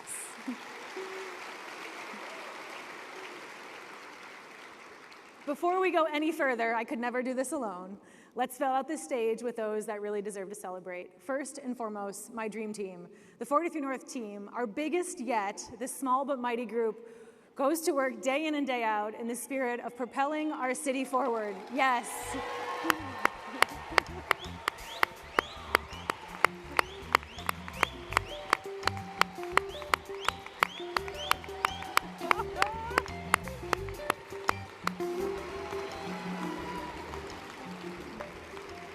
They recruit our founders, they build this show, they work every day to fuel the growth of our companies and our city.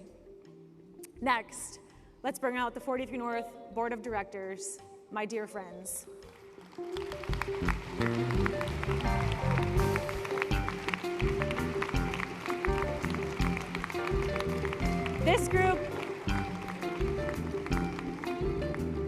This group of individuals offers unwavering support 24/7 for me personally and are mission critical to our success. Joining the board, we have tonight's judges, as well as Highmark Blue Cross Blue Shield's Mike Ball.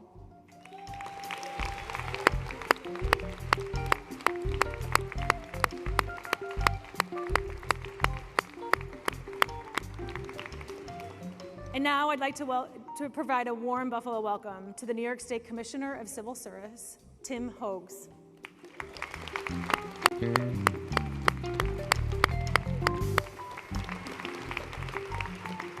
We're honored to have Tim with us tonight and are grateful for the continued support of Governor Kathy Hochul in the state of New York. Thank you. Welcome, Tim. What's up, Buffalo? Yeah, I got energy, baby. On behalf of Governor Kathy Hochul, it is a privilege to join you here tonight. I've been watching from in the audience and behind the stage, and let me tell you, I am truly impressed by the talent I've seen on this stage tonight. So let's give it up for them one more time. And I'm sure by now you all have your favorites. And it's exciting to see great ideas come to life. Each of the teams has passion and knowledge, and that's fantastic. But I've built my career on one main thing, and that's jobs. So where you see new ideas, I see jobs. Where you see new products, I see jobs. And when you see all the potential for growth, I am loving the potential for new jobs. Governor Hochul is certainly 43 North's greatest champion and has provided the biggest investment in this competition. She gets it. She has seen the success stories and the potential for, that's right, jobs. 43 North is a proven winner, having created more than 1,100 jobs right here in Western New York alone. You can clap. You can definitely clap for that. Give it up. And has invested in a diverse portfolio of companies, 44% which have been founders of color, and 28%, yes, clap again. I don't mind all the applause. I love the applause. And 28% haven't been female founders.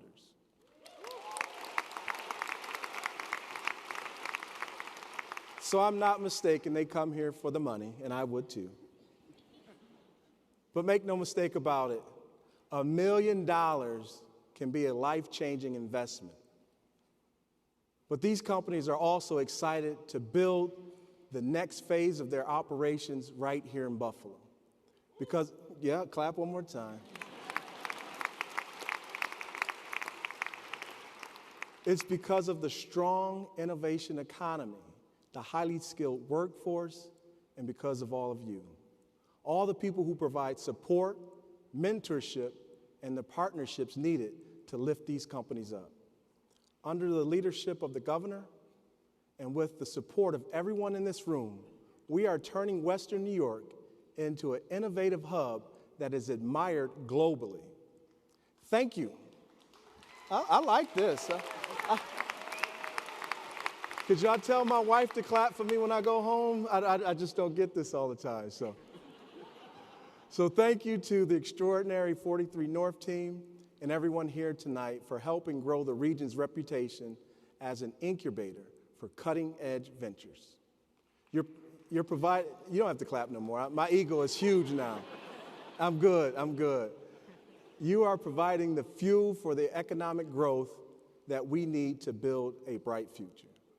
So now, ladies and gentlemen, family members, are you ready? I'm going to say it one more time. Are you ready? It's time to award $5 million in state funding to the future 43 North superstars.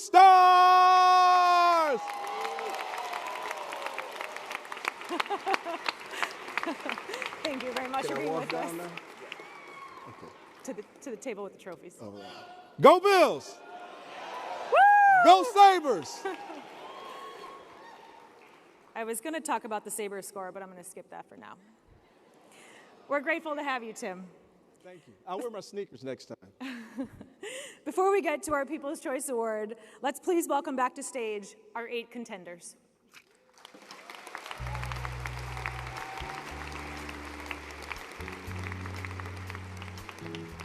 Stepwise.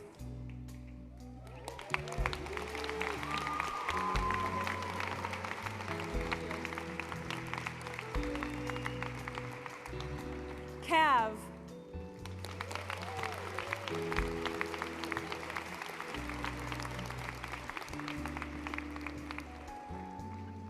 Credit Academy.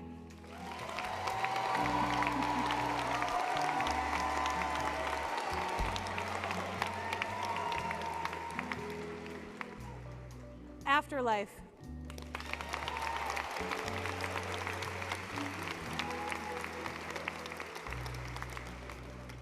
Guidesley.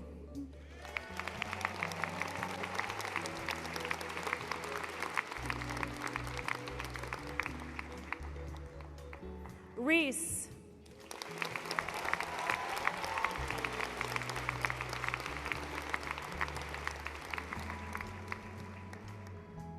StoreCash.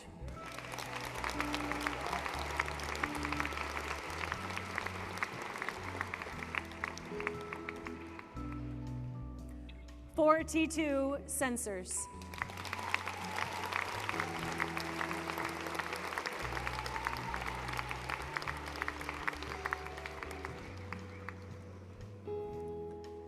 First, let's find out how all of you voted.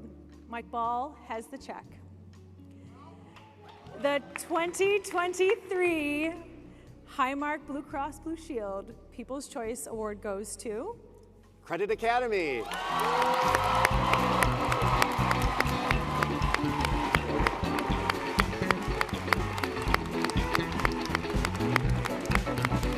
Just come in front of the podium.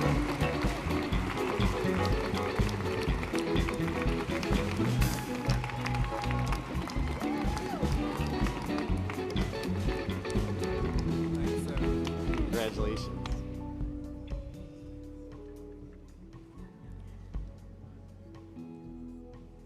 And now, let's get to our 5 $1 million investments.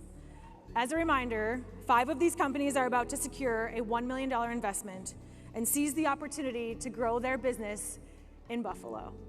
Let's get to it. Our first $1 million award goes to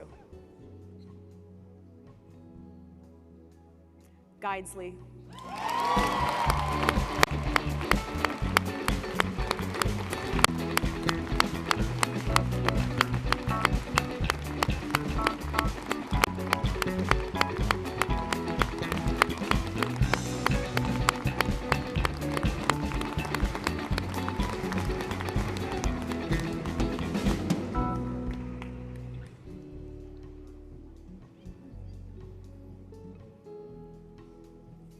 Our next $1 million award goes to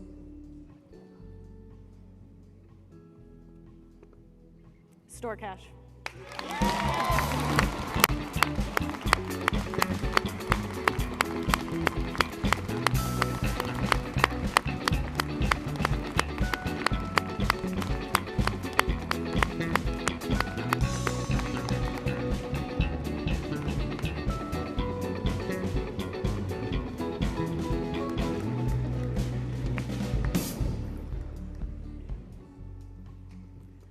Our third award goes to Stepwise.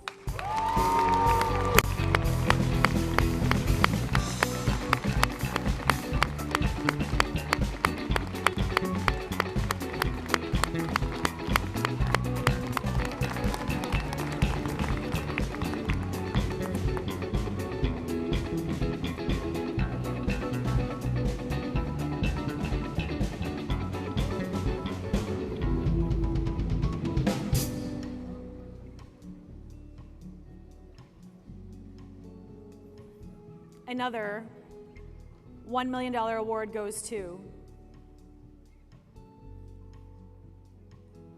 Cav.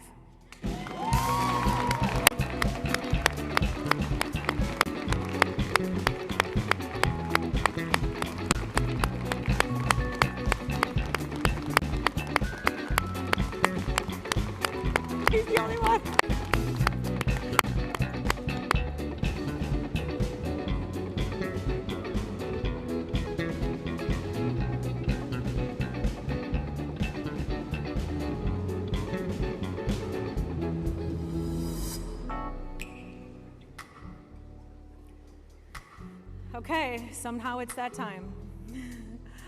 Our final $1 million winner is...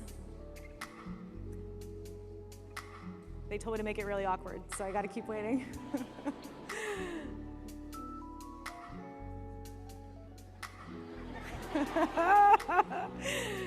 Credit Academy.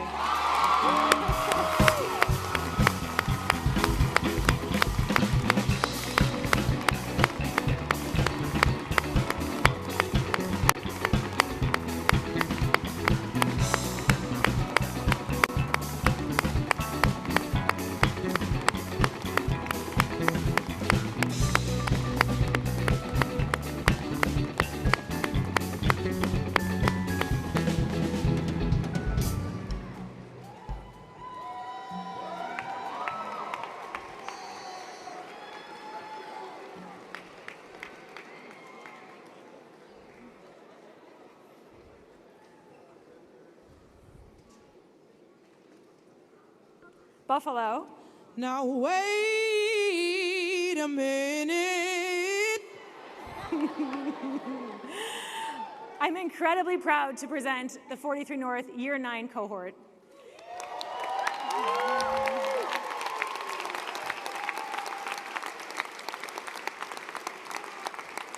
Thank you, truly, for joining us tonight. We know there's a lot of other places you could be. We wish you safe travels home, and thank you again. We'll see you back here next year for the 10-year anniversary.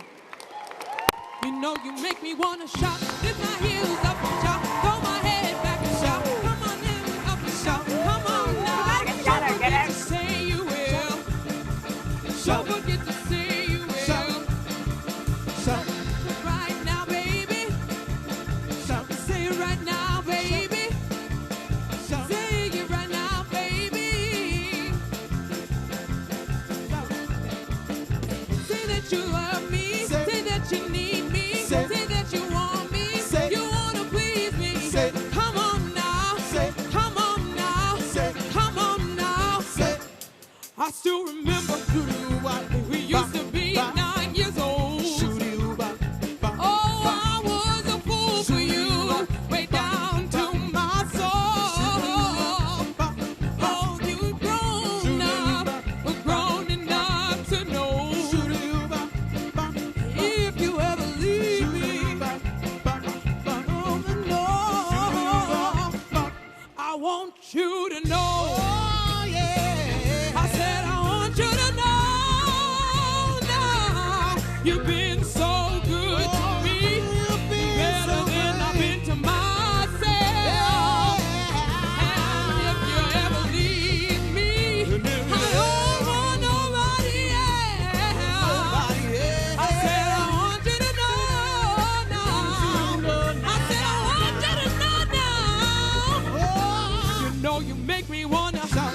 Yeah, yeah, shout. Yeah, yeah, yeah, shout. Yeah, yeah, yeah, shout. Come on now. Don't forget to say you will.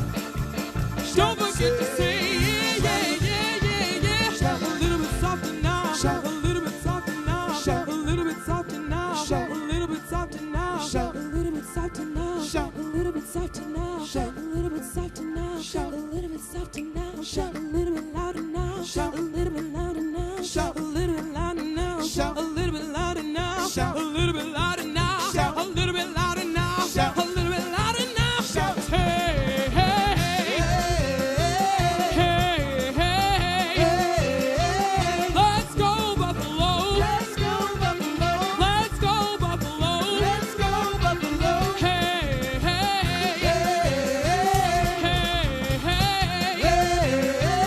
Let's go Buffalo. Let's go Buffalo. Let's go Buffalo. Let's go Buffalo. Hey, hey, hey, hey, hey. Let's go Buffalo. Let's go Buffalo. Let's go Buffalo. Let's go Buffalo.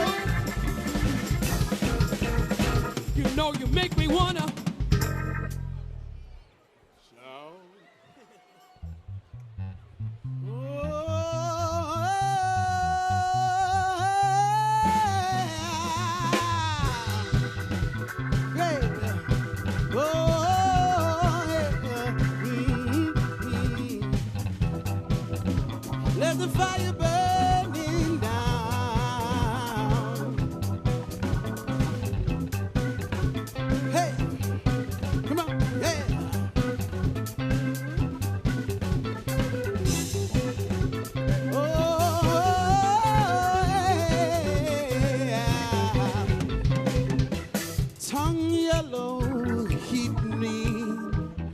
brown yellow lips between. Your lips and my lips meet in the night. Oh, caught in the light of you and me alone on the beach is too cold. So we did not sweater. Holy fire, heat me up. Holy fire, fill my cup. Hand ignite, hand ignite, hand ignite, hand ignite, hand ignite, hand ignite.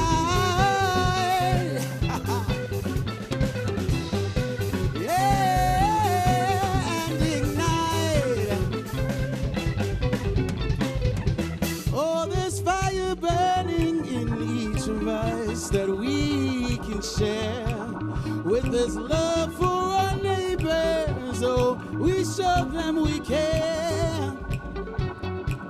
Oh, we can burn it down and share all the love that we have.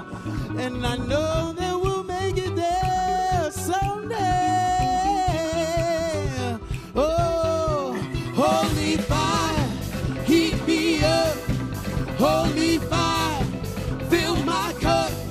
Hand ignite, hand ignite, hand ignite, hand ignite, hand ignite.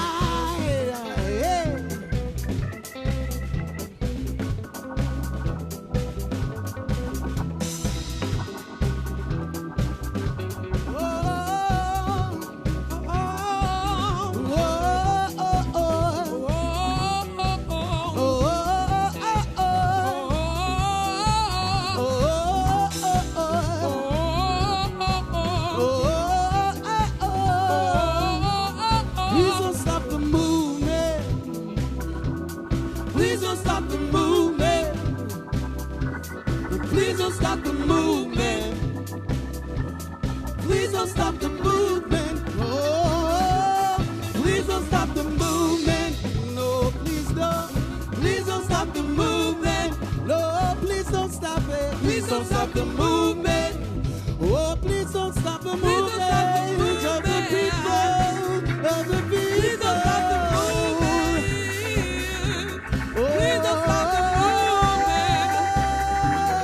Please don't stop the please don't stop the movement. Get down, come on, hey.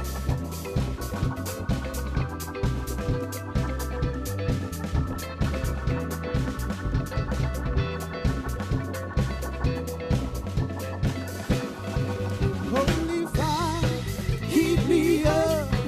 Holy fire, fill my cup. And ignite, and ignite.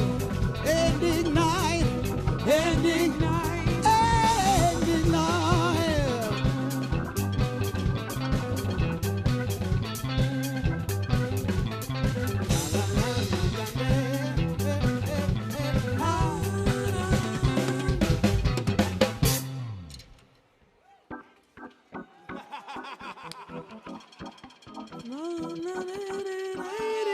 Oh, Breezy, come on. Oh, I said please don't stop. I didn't mean not to stop. Oh, please don't stop. Oh, no, please don't stop. No, please don't stop. No, please don't stop. No, please don't stop. No, please don't stop. Stop the beat, no, come on. Hey, please don't stop. With a first stop. Don't stop till you get enough. Come on. Don't stop. Don't stop till you get enough. Keep on. With the first stop. Don't stop till you get enough. Keep on. With the first stop. Don't stop till you get enough. Keep on. To the first stop. Don't stop till you get enough.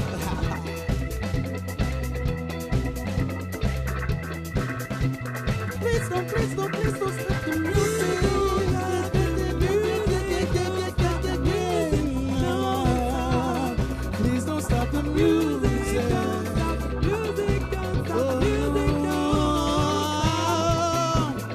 Oh,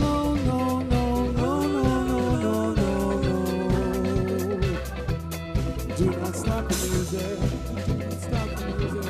Do not stop the music. Do not stop the music. Oh, do not stop the movement. Do not stop the movement. Please don't stop the movement. Oh,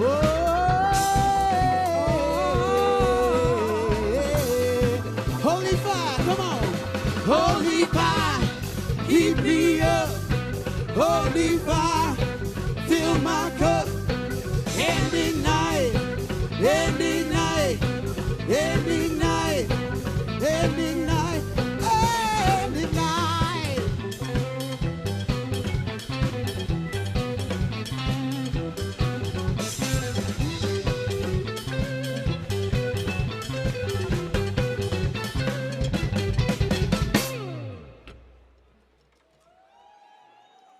Thank y'all.